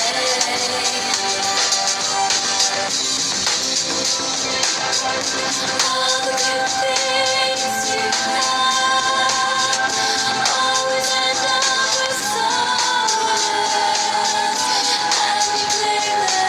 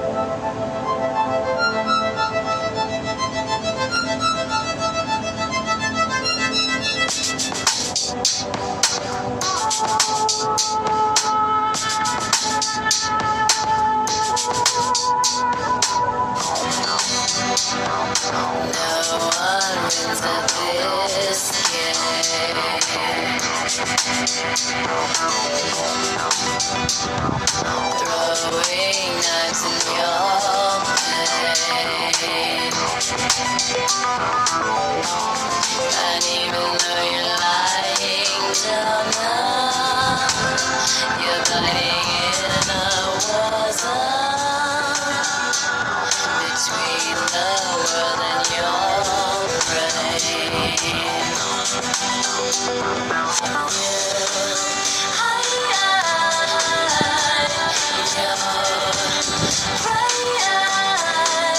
What can't you see? Can't you see? Can't you see? You are your own worst enemy. You are what you despise.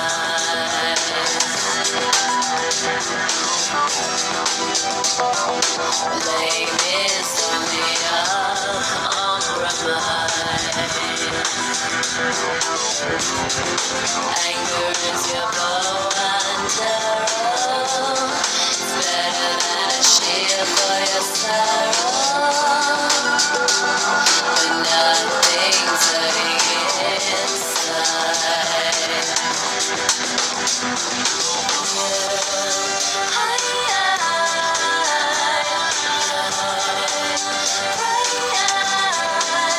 What can't you see? Can't you see?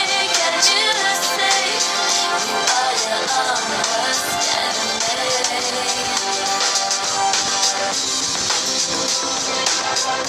All the good things you have always end up with someone else, and you claim that they are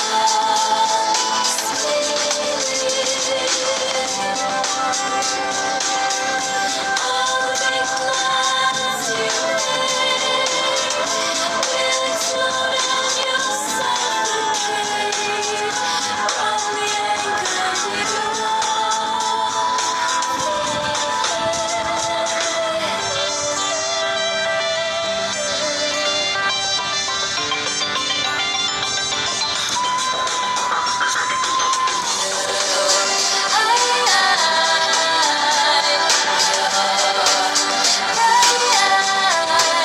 What can't you see? Can't you see?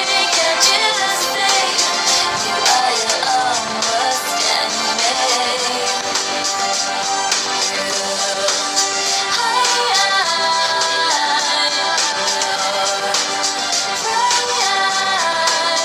What can't you see? Can't you see? Can't you see? You are your own worst enemy.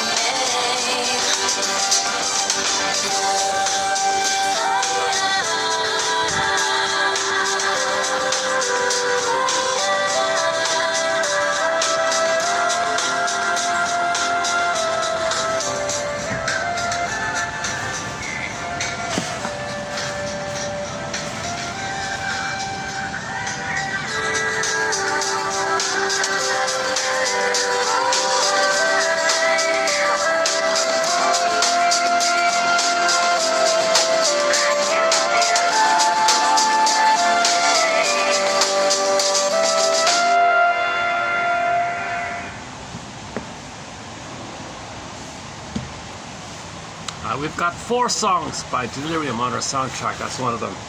Great band, yeah. True. The other ones are Truly, After All, the acoustic one, and there's a 4th one. Okay, let's do a preview. Let's do a preview of the upcoming ones, upcoming quotes here.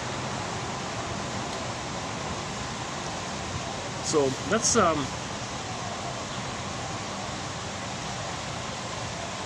we mentioned Ubuntu before, right? Ubuntu is a humanistic African philosophy, often translated as "I am because we are." So there's the right angle, right? Here's a perception, an angle that puts us all on the same side. This perception here, right?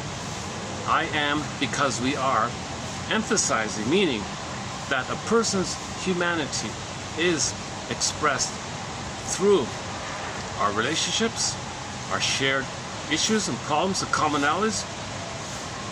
So this promotes understanding and community and harmony, interdependence, arguing that individual well-being is connected to collective well-being. I am because we are.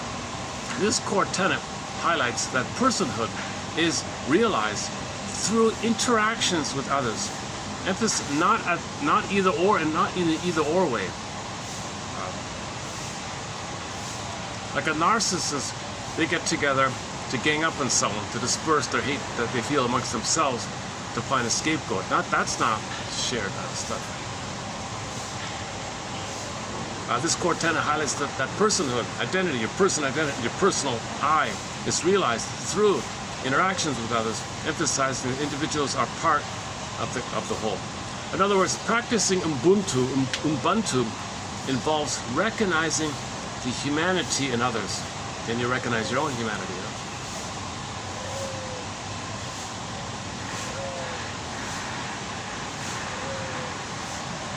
Okay, here's a different version of the Narcissus story. It's kind of like the prequel, like a story like before it, like a prequel one, focusing on Echo. So now we have a different story that's before the Narcissus story told earlier. So it's a different story, right? But I thought this was interesting as well. Okay, so in reference to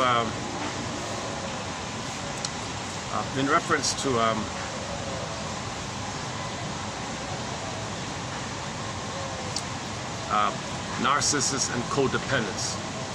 So in the context of Narcissus, okay, Narcissus and codependent Echo. So here's a story when Echo is related is in reference to other people versus the intrapsychic model before. This is more like an interpersonal one, this earlier one. Okay, in the context of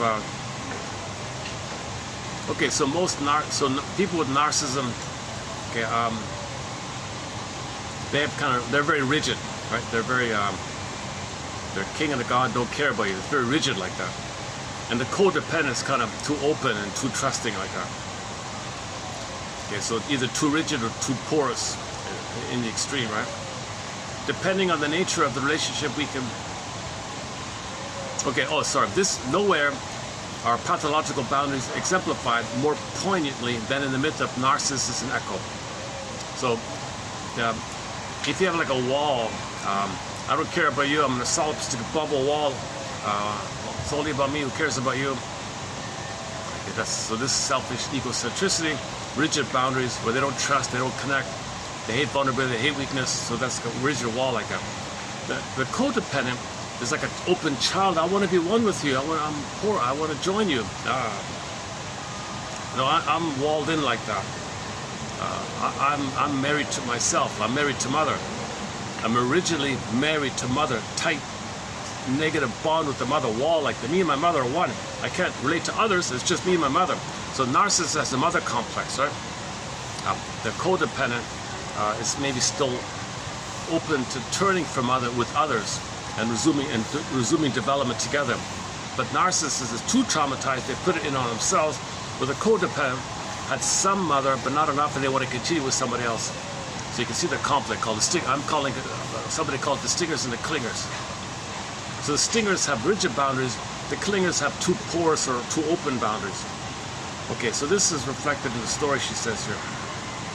Okay, in the myth, Echo, okay, we're talking about another story. In another myth, Echo, the fairest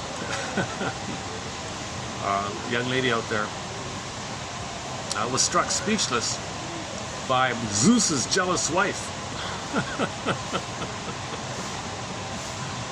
From that point forward, Echo can't speak other than to repeat what others say. Echo is therefore unable to declare her love for handsome Narcissus and follows him about, hoping he will notice her. Codependency, right? Finally, she finds him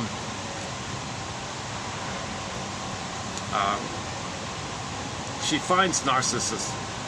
And in this version, Narcissus kind of hears something in the woods or something. Is anybody there? Somebody there? I hear something. Oh, Echo, thrilled, but too shy to meet him face to face. Echo instead remains hidden behind a tree and repeats what he says. Is there anybody here? Is there anybody there? There. Is anybody here? Here. Something like that. She just repeats, right? Narcissus looks but sees no one. Come! Narcissus shouts. Oh, this is what Echo has been waiting for. And stepping forward, she beckons to Narcissus and says sweetly, come! Like whatever he says, she's going to repeat, right? But when Echo is looking for oneness, you see, Narcissus is rigid. He's married to mom. He can't marry another person. But Narcissus turns away. No, get away. Get away. I never. No way. I'm married to mother. I cannot connect with you. And she repeats, cannot connect with you. Something like that. She just repeats it. His rejection leaves her feeling ashamed. She cannot be comforted. Yet she still yearns for him. Okay, enter Nemesis, the goddess of righteous anger, enraged at the way Narcissus has treated her, arranges for him to lean over a pool one day and fall hopelessly in love with his own reflection. Thereafter, Narcissus slowly dies of a broken heart, unable to get any affectionate response from his own image. So, one time Narcissus tried to touch the image of himself, the image dispersed. Like he was so starved for connection, reaching out, the water, the mirror reflection in the pool dispersed. Upon his death, Echo slowly turns to stone. Here's another stone reference. Echo turns to stone. Yet still we hear her voice in the canyons, forever repeating whatever people say. Okay, so go to a canyon, say hello, hello, hello, hello. There's Echo. So that's a reminder that don't look for love for somebody who's a narcissist. You'll be like that Echo story. The woman, hello, hello, hello. So you can't love a narcissist. They're married to mom. They're only attached to mother. They're in the tar pit of a negative union where he becomes her and they're fused and stuck. Tar baby stuck with the mother. So he can't love others because that would break. He'd be disloyal to his mother. Mother would punish him. He couldn't do it. Mother would punish him if he tried to connect with her. So Echo foolishly thinks she can connect with him and they can grow together. He doesn't. The Stickers don't know what you're talking about. Go away, Sticker. Go away. I'm married to mother. Go away. Okay. And on this one, enter the Twilight Zone episode called "Young Man's Fancy." If you want a good example of this, watch "Young Man's Fancy." That's exactly like this. And then follow it up with "Nick of Time," also from the Twilight Zone, as a progression, as a positive follow-up. So in "Young Man's Fancy," he couldn't leave mother. The wife freaked out and ran away. And the second one, he said, "No, mother, you go away. I'm married to my wife."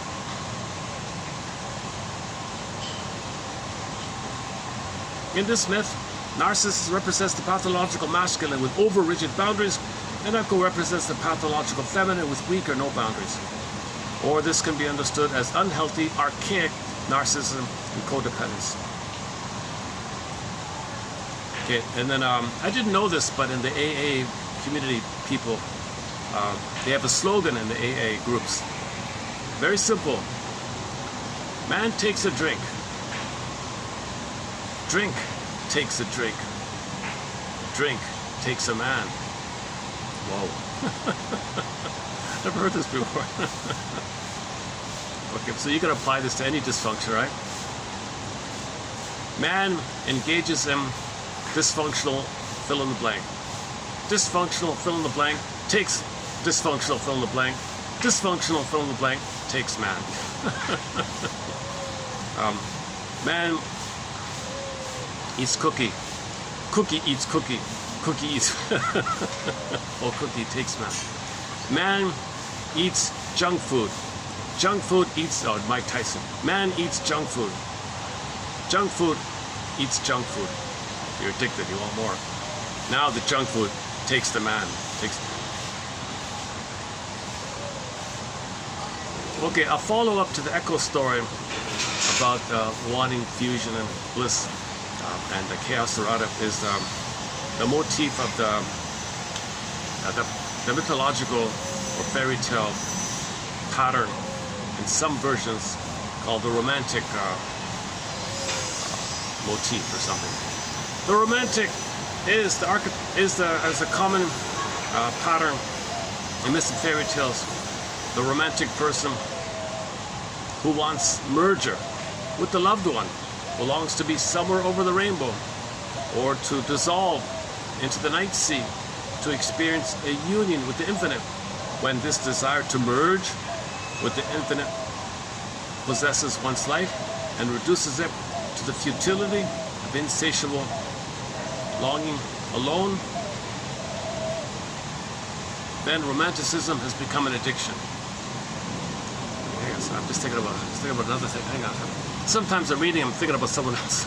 Something else I saw earlier.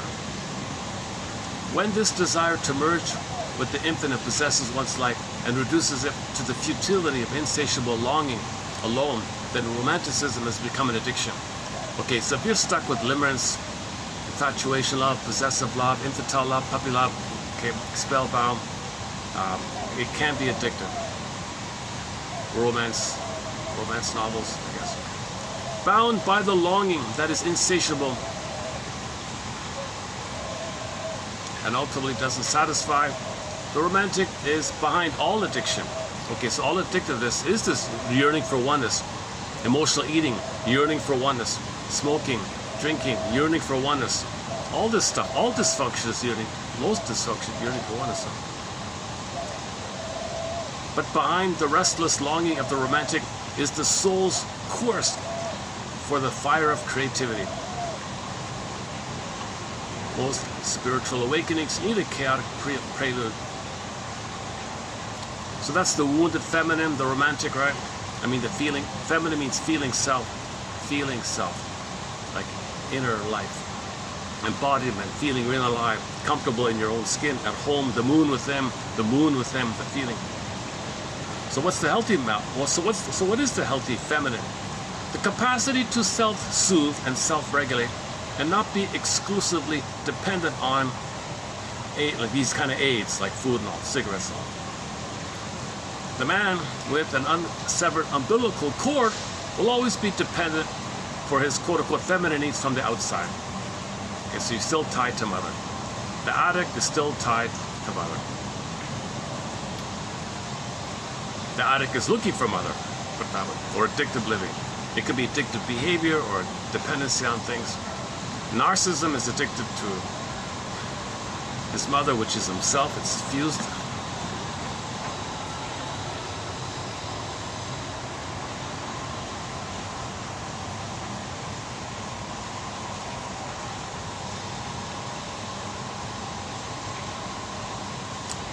Okay, let's do one from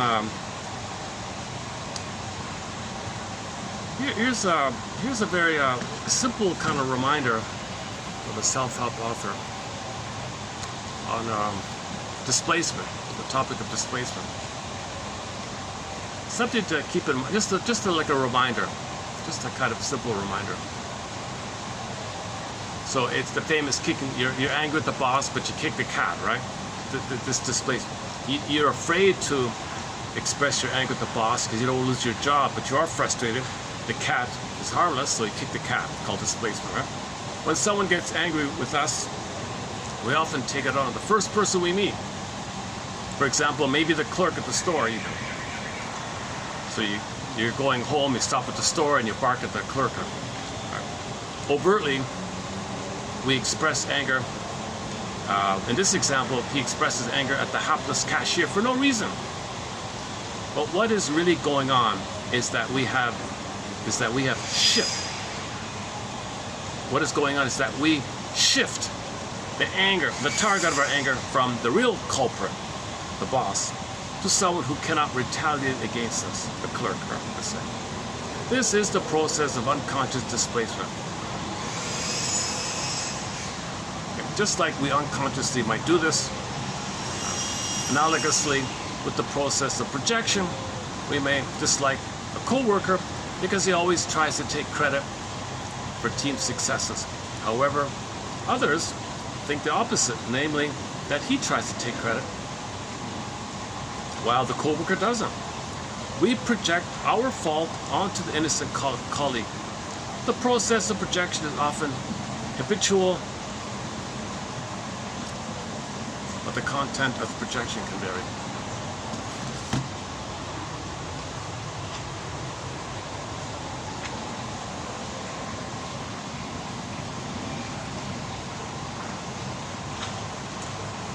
You know, like the road hog or something. Like you see someone barreling, you see someone look a little tense, you yield a little bit, and then they see you're vulnerable. Oh, you're yielding to me? Oh, I'll step in, I'll annoy you. I'll just block your path and take more of the space. Like you voluntarily, like I might see someone coming this way. I see, oh, he's kind of looks a little tense or something. Okay, I'll step aside, yield. I'm a defensive walker, right? Defensive driver. Yield, and so there's enough space. I just gave a little extra, kind of, instead of just accepting it or something. He wants more and steps in front of me to push me even like more to the side a little bit. Oh my God, how did that happen? Well, whoever he's angry at in his mind, his mother, father, sister, brother, whatever he's angry at, it's all bottled up. The pain pump is there, and whenever he sees a hapless cashier like me, he called displacement. So the road hog is displacing. So, and if you do this unconsciously, likewise with projection. Okay, something you don't know a bit about yourself, you see others do it, other people think it's the reverse, but you think you're right. So displacement is also unconscious. I never thought of it that way, that displacement is also unconscious. So the guy comes home from work, kicks the cat. Does he know that he's angry at the boss? I thought he did. See, I always thought displacement was semi-conscious. He didn't care, kind of thing. I'm angry at my boss. Cat, you're in my way. So, cat, you play my boss, okay, cat? Meow, meow. No, you're my boss. I'm gonna kick the cat. Famous though, poor cat. I love cats though. Hey, there's our bird, one of our birds. Hey, I guess let's see if I get the song back up.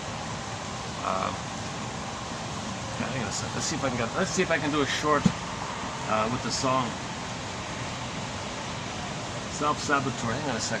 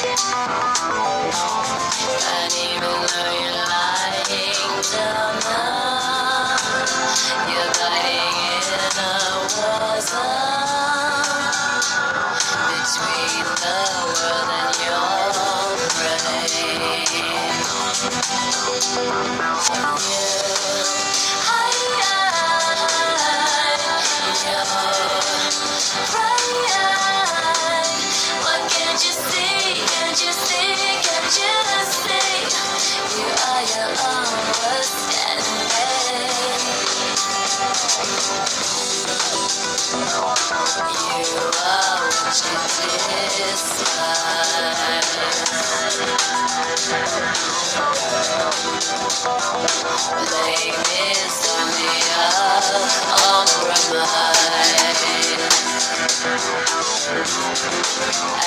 is your bow and arrow.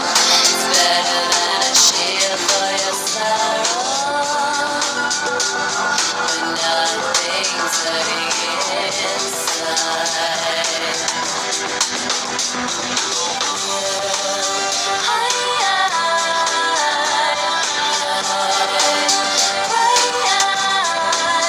What can't you say?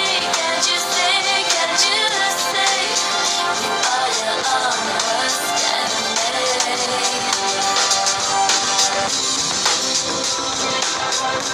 All the good things you have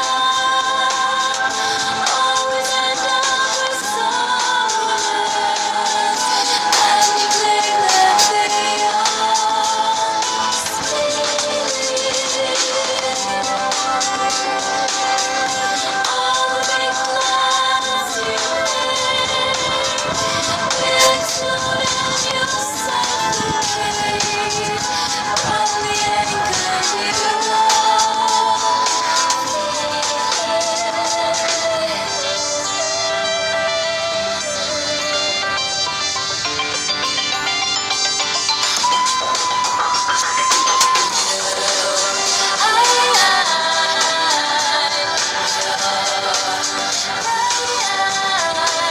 What can't you see? Can't you see? Can't you see? You are your own worst enemy.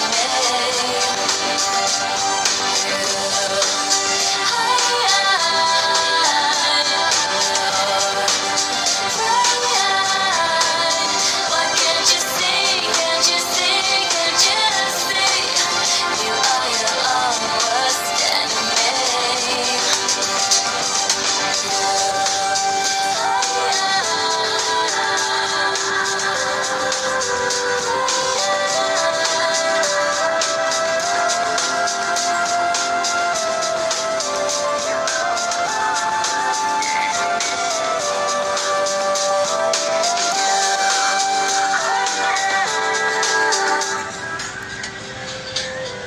Let's do our next quote here. How are we doing? Self-saboteur, delirium.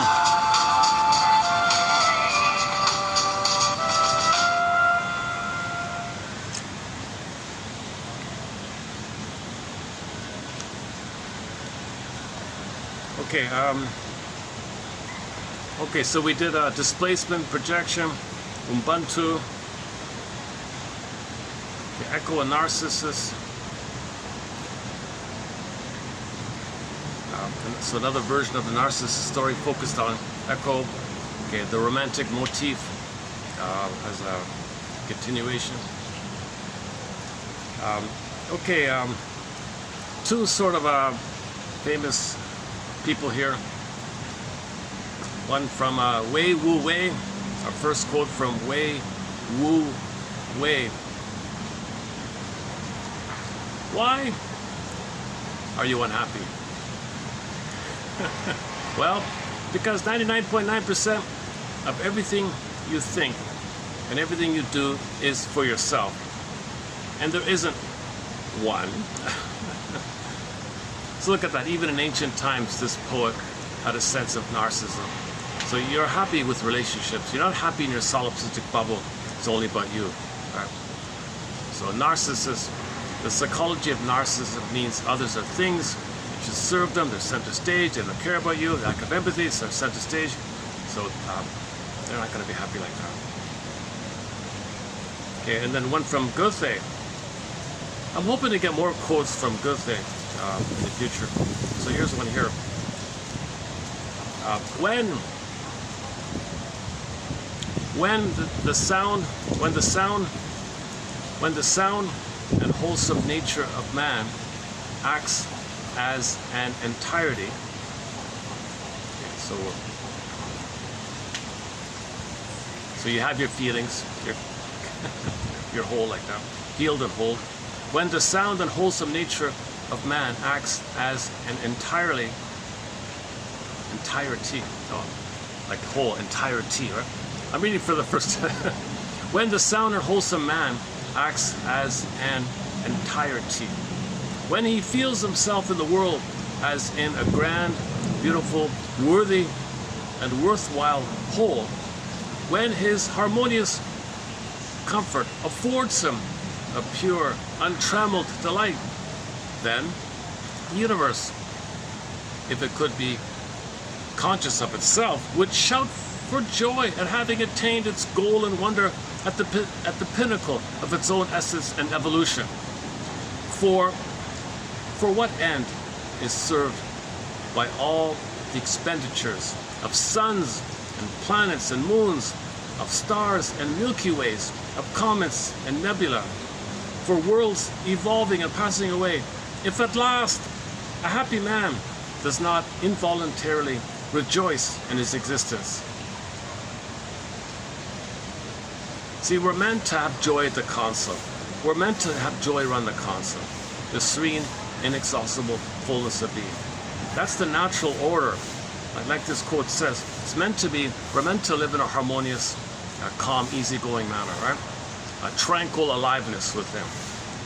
So if the universe, if the field or the force or the energy, the spiritual, all that could speak, oh, I'm delighted. That's what I made. That's what all this is for.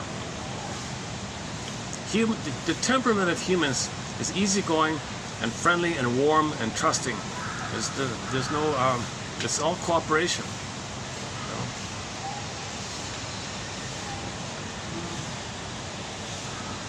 Okay, that's that. So I read from, that's a good, yeah, so that's a good batch, 32:14.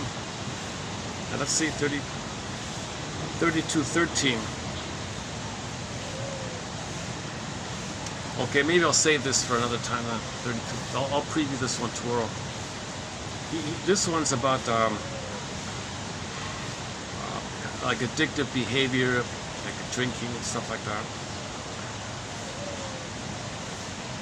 Yeah, okay, let's save this one here.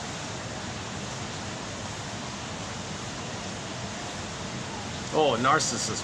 The flower that bears the name Narcissus, which notoriously can be harmful. It can be harmful. If you take too much of it, it can hurt you. It's harmful. So that psychology is harmful. Today, its etymology from the Greek. So if you take the Greek word for narcissism and source it back to where it came from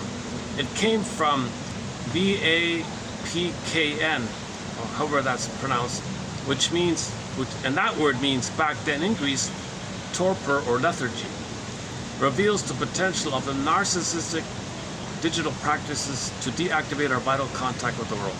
Oh, I see. Oh, I see. So all this digital use, it could make us lethargic or numb or something.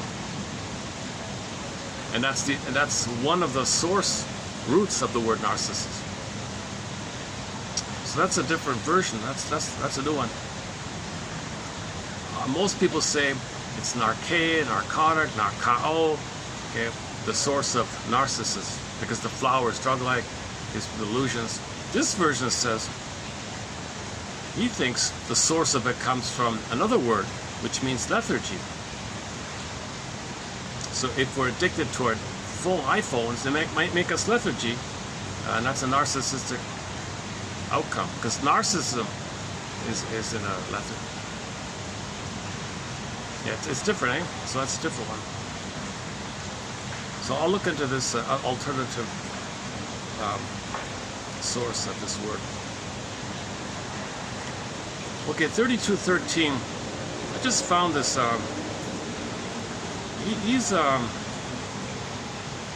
He says he got lucky and was able to recover from his various addictive type of things. So friends sent him to some kind of place. So he hit rock bottom and fixed himself. Now wants to write a self-help book. And he's a well-read guy. He's all over. He's got ideas from all sorts of places. Okay, so he says he used to be an addict of whatever, I don't care. Addicts are known to be out of touch with their emotions. So you can be addicted to a negative personality, you can be addicted to hate, you can be addicted to misery, you can be addicted to codependency, you can be addicted to fantasy, you can be addicted to whatever you're overly dependent on that keeps you in the past, hoping for a better past, like gambling or smoking, etc. Whatever it is. This includes jungle attitude. That's also addiction. Survival is addiction. Either or thinking, my greed to your greed, thinking life owes me living, who cares about center stage. Narcissism is an addiction. If he's one in the blissful state and you're always in the blissful state, that's an addiction. Narcissism is an addiction. Okay, that could be later on superimposed on things that put you in that state. So he was taking things that puts him in that state.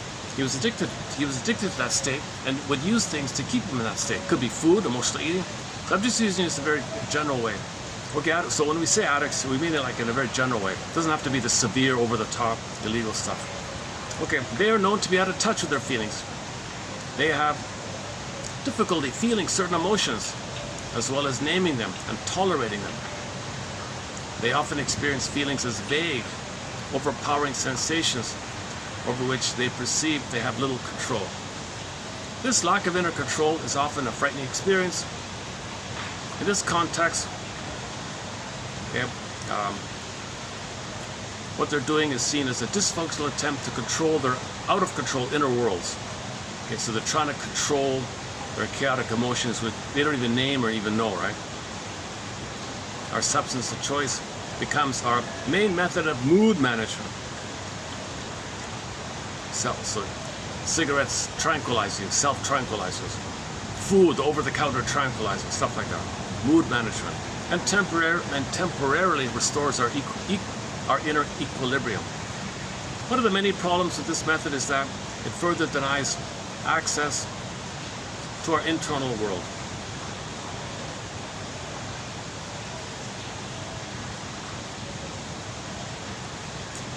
Which we must access in order to resolve our trauma. Yeah, you're not going to heal from trauma if you're always afraid to refer to your inner life, right?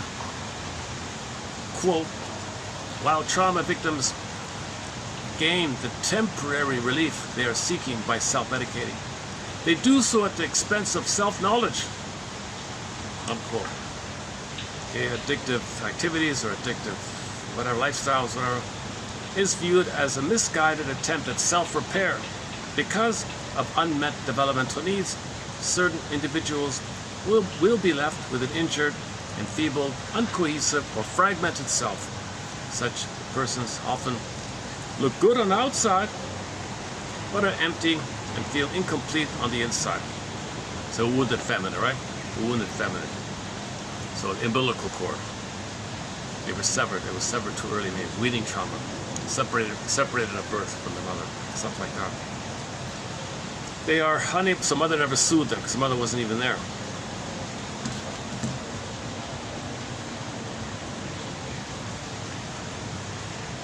Emotionally speaking, at least. Unable to draw on their own internal resources because there are not any. They remain in constant need.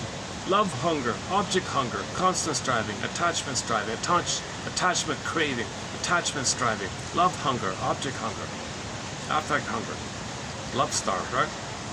Of having those self-regulating resources met externally out there. So they're always looking outside for something to soothe them because they can't self-soothe, they need something on the outside to help them soothe. Since painful, rejecting, and shaming relationships are the cause of their deficits in self, they cannot turn to others to get what they need or have never received.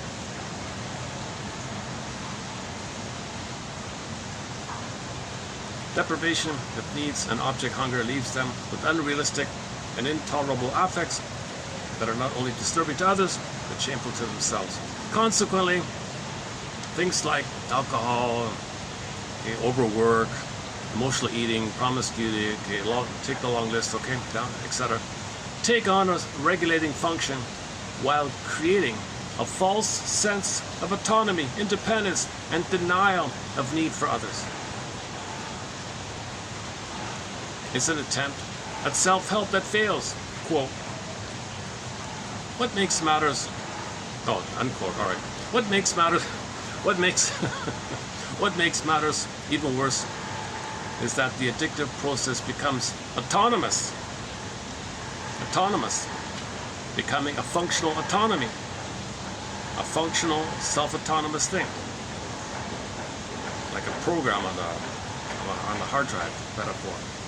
And it begins to take a life of its own. Quote, the withdrawal from authentic emotions and alienation from the self that fill in the blank, induces, leaves trauma victims helpless before their own internal world. And the learned helplessness of the trauma victim is thereby reinforced. Yeah, so when you eat cookies, the learned helplessness, you reinforce it. So you develop the learned helplessness, you're passive and traumatized, learned helplessness. You take the cookie, you're reinforcing it. Take the cookie, reinforcing it. The learned helplessness of the trauma victim is thereby reinforced, unquote. Addiction becomes a vicious cycle. The more we medicate our unresolved pain, the less able we are to deal with it. Back to that AA quote, right? Man takes the drink, drink takes the drink takes the man. This is the, what is it about today? I've never heard so many service sirens, emergency sirens. What is today? Today's Monday, right? Today's Monday? Maybe it's the heat. Oh yeah, this is the hottest day, right? Like the heat just kind of kicked up a bit beginning today. Addiction then creates further trauma that also remains unresolved. The result of years of unresolved and repressed feelings and trauma. The result of years of unresolved and repressed feelings and trauma is that many addicts reach a point where mere feelings associated with being quote-unquote straight become an unbearable torture. Wow. So being normal freaks out too much, right? Well, yeah, I don't have it here. He was saying people who do go into some kind of subculture like that, there's a lot of secondary game. There's a lot of familiar connections with people like that. So that kind of adds to it, right? So you get some kind of connection that way. So some people have a hard time breaking free from their addictive things because they get more connection from other misery loves company kind of thing, I guess. Okay, next part here. Self-help books don't work, obviously, at this point. Literally, because at this point, if he becomes too dependent, the addict has lost all volition of his inner world and behavior and now sits in the passenger seat of his dysfunctional psychic bus. He's in the passenger seat, becoming emotionally literate and dealing with unresolved trauma. If this doesn't happen, our addiction may continually migrate, seeking dysfunctional ways to deal with unresolved trauma. Oh, the battery. Hey, guys, let me check the battery. Oh, it should be okay. Okay, 25%. All right.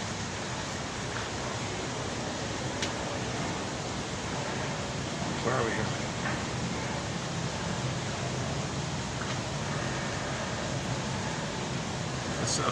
Let's skip here. Okay. Why do we reenact our early traumas? Why do we repeat? Well, we're trying to make the unconscious conscious.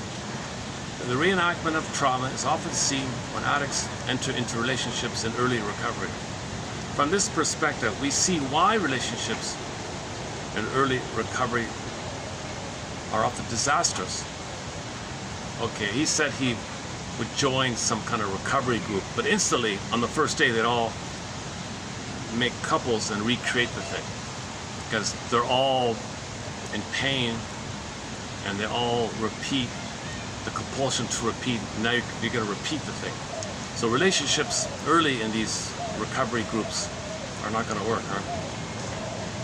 Addicts in early recovery are by default attracted to somebody who will reenact the unresolved trauma. When the trauma is reenacted, they lack the emotional maturity to cope with the resulting emotional turmoil, and then often revert to their old coping strategies. To deal with our unresolved issues and unmetabolized pain, Jesus, we must become emotionally literate, acquiring the ability to accurately tune in to our internal world, to put feelings into words so that we can understand these feelings within some form of psychological context. Okay, you gotta have the context. Egg in the basket. Egg, feelings in the basket. Psychoanalysis looks for an egg in a basket that's missing. The basket's the context, the egg is the feeling. You need the context. Psychological content. The next part here. Okay, what do you mean by this phrase, the shadow? Well, the shadow represents everything that an individual refuses to acknowledge about himself, and therefore the shadow is always forcing itself upon him directly or indirectly. The aspects of our traumas and experiences that, for whatever reason, we were unable to integrate and process become unconscious. Then they become repressed. That's shadow material. We deny, reject, project. Moreover, addiction by default creates vast amounts of shadow material. The purpose of shadow work is to undo these repressions and bring the shadow material to light, and finally to integrate it, which promotes psychological health. Well, God thought this is a good example of narcissism. He said here that he thought he was a drama queen, charming playboy, this guy, he said. When I made it all about me and created drama and excitement, I thought they liked it. I thought they would thank me for it. I thought the people around me appreciated my drama queen antics. I thought they liked it. I thought it made their boring lives exciting. But in reality, I was a burden to them and a massive annoyance to them. Oh my God, really? This realization was a fatal blow to my misguided, glamorous, and grandiose rationalizations of my addiction.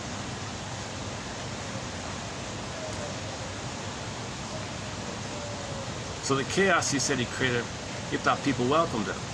They thought it was a distraction from their lives. He was annoying people, he said.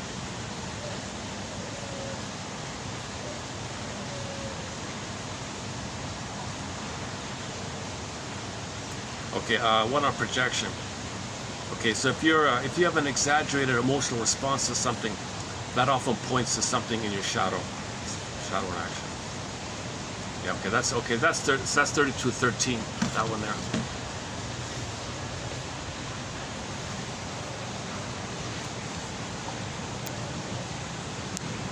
Is it really 40? With the heat index, is it really 43?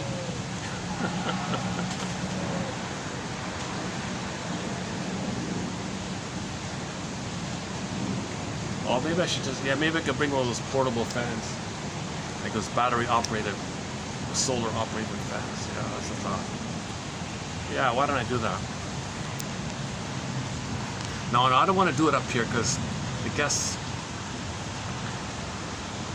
if it's too hot, they won't be downstairs. So maybe I can do it up here.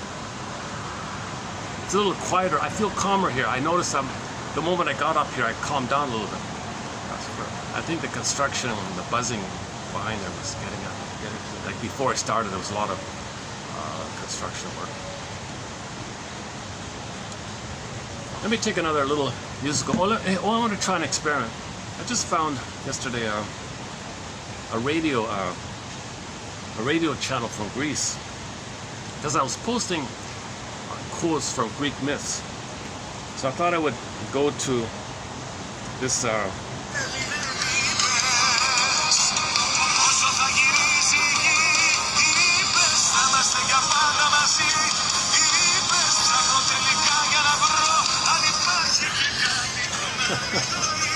Go to Radio Garden, the website Radio Garden. You get a map of the world, and you get hundreds upon hundreds of radio stations live from those places. So I just found one from the middle of Greece, a place called Trikala. Hang on a second. And they've got four radio stations. One's called yeah, this one.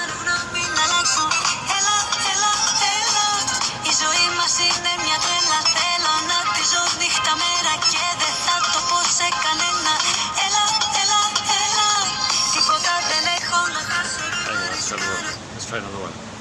Radio.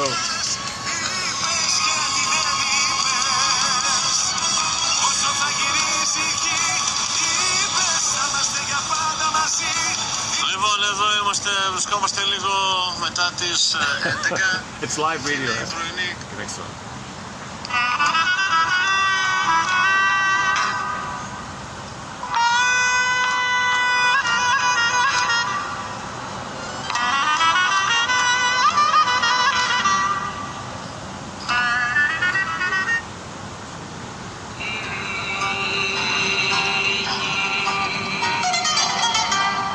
Oh, there we go. There's Greece.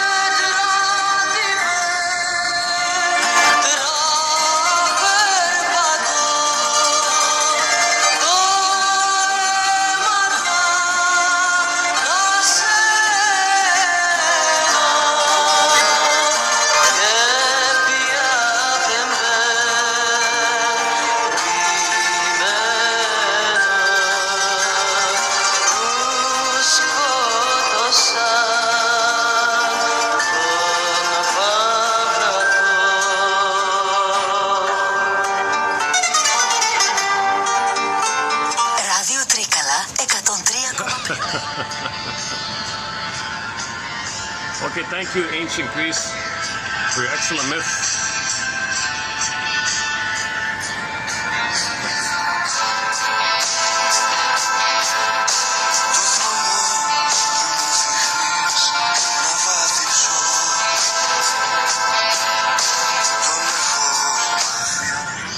It's probably copyrighted, eh? Melodic.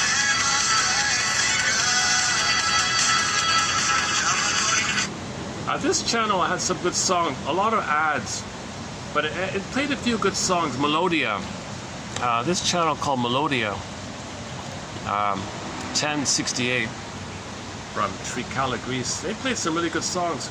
The problem is they don't show you the name. If you go to the website, it's a different songs. It doesn't correspond. They have a selected songs for this Radio Garden thing.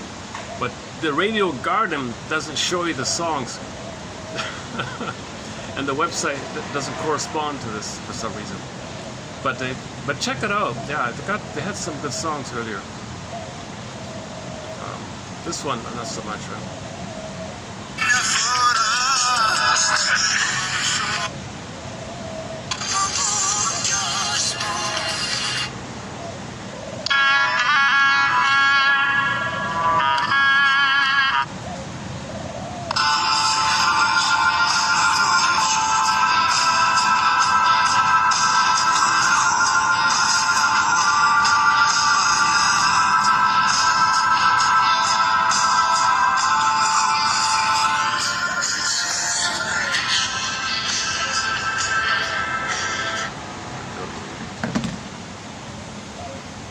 So actually, I ran through 3 pages of quotes in this video. Today's one below and the preview.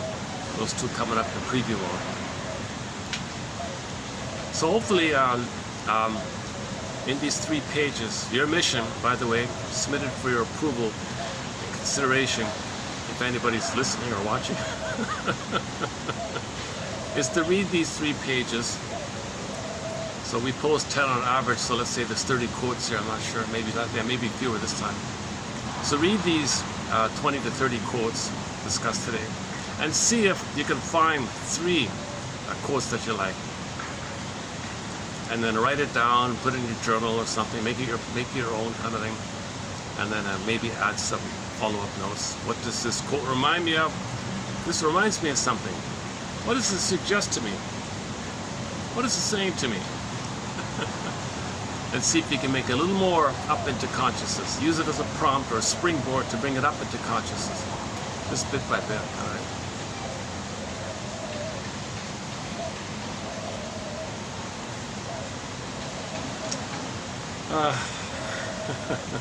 Let's go back to the channel. Let's see what's on now.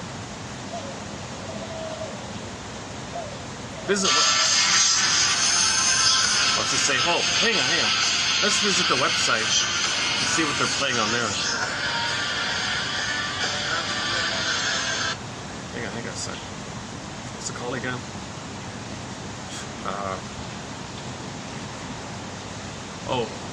Melodia, something Melodia, right? But Melodia 1068. And then go to what's the website again?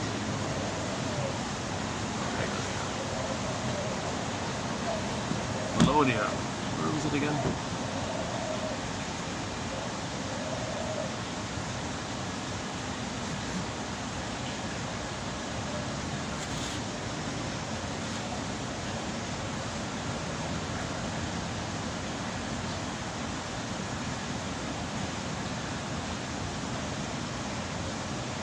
Oh, this station is not available in your region. You're kidding. Okay, so let's just go back to Radio Garden. Oh, that's why. Oh, maybe that's why. Copyright stuff, right? Radio. Let's go back to Radio Garden.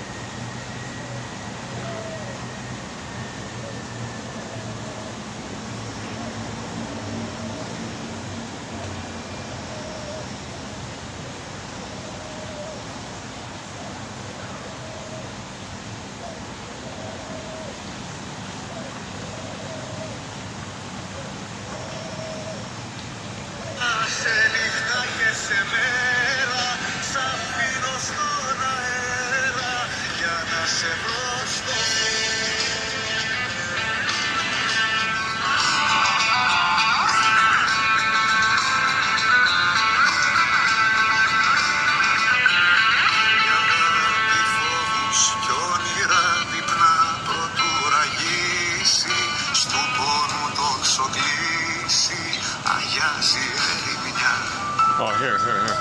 This one, Melodia.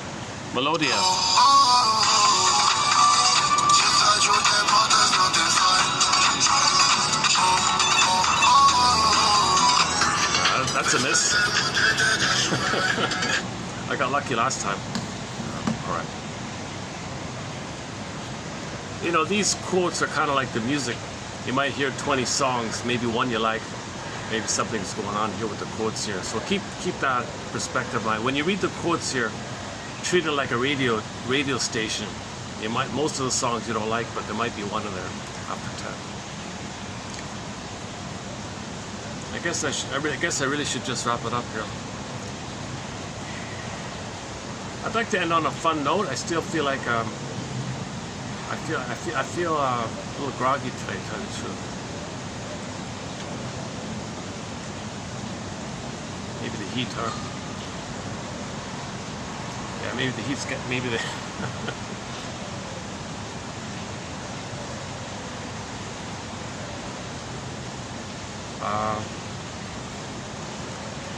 Okay, let's just read that quote from yesterday. Hang on. The one from Behrman. Let's see. Yesterday was 3192, right? Was it? Is that it?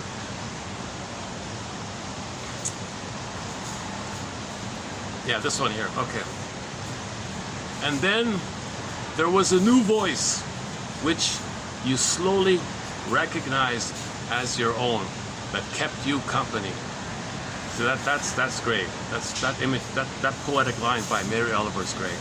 And then there was a new voice which you slowly recognized as your own, like your real voice, your real inner life feeling voice, from your feeling, underpinned by your feeling. And then there was a new voice which you slowly recognized as your own that kept you company. Maybe this whole idea of quote sides, quote unquote sides, needs to be thrown over the side.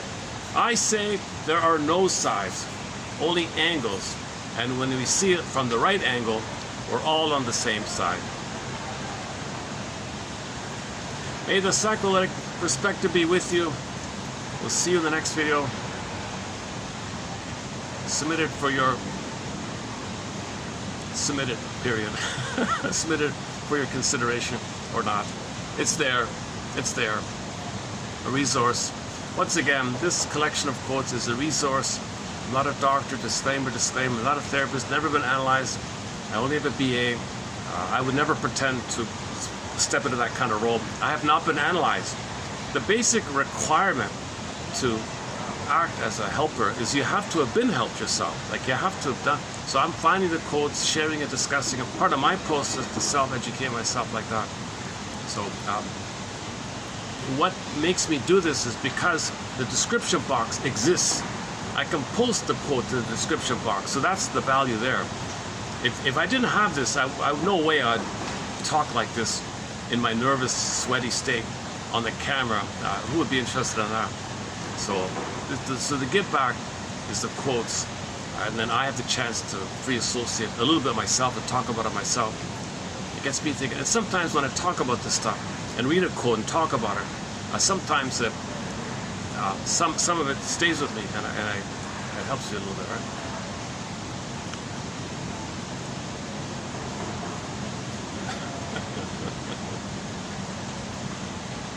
And there was a new voice which you slowly recognized as your own that kept you company. Maybe this whole idea of sides needs to be thrown over the side. I say there are no sides, only angles, and when we see it from the right angle, we're all on the same side. May the psychoanalytic perspective be with you. Metaphors be with you. Greek metaphors be with you. Listen, fairy tales as metaphors. May they be with you. May they help you to validate, help you to feel and validate what you're feeling. Learn. May they be learning tools. You know, like the new one we had today, the new one about the story of Echo representing, you know, the fusion and wanting oneness. And Narcissus, no, I already have one with Mother, back off. I can't, I'm already one with the Mother, I can't be one of two people. So Echo would say, are you married to Mother or married to me? I'm married to Mother, back away. So he was punished, stared in his reflection, and turned into the flower. He's married to Mother. That's a mother conflict. Narcissus has a mother conflict. A mother complex. That's all about like that. At least in this version of Echo, being a codependent person, she wants to continue development with somebody. She can't do it alone. So she wants another fellow journeyer, but the codependent doesn't realize Narcissus is in a prior, more archaic state. You see, because she still has the hope to cling. So the clinger is the clinger, and the narcissist is the stinger. You know, that's what so I never thought of using them in that kind of way like that. We have a thread in our collection about the stingers and the clingers, and this myth of Narcissus and Echo fits into it as well. When he talked about this issue of boundaries, the stingers have rigid boundaries. The clingers have porous, open boundaries. So this too romantic is the wounded feminine, and the too rigid is the distorted pathological masculine. Like, you know, talking about that. So you want to be able to relate, not lose yourself, connect and share and love, not lose yourself, have a self and relationship, that kind of thing. That's the Ubuntu. You have yourself in relating to others. You're with others and you have yourself. At the same time, you can be yourself and you can be connected like that. And you don't lose yourself in the connection. Okay, we'll pick up on the story of Miss Echo in future videos here.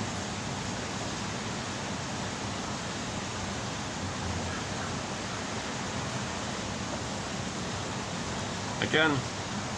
And there was a new voice which again. And there was a new voice which you slowly recognized as your own that kept you company. Maybe this whole idea of sides, quote unquote, needs to be thrown over the side. I say there are no sides, only angles. And when we see it from the right angle, we're all on the same side. Ubuntu. Ubuntu. I'll see you in the next video. Thanks very much.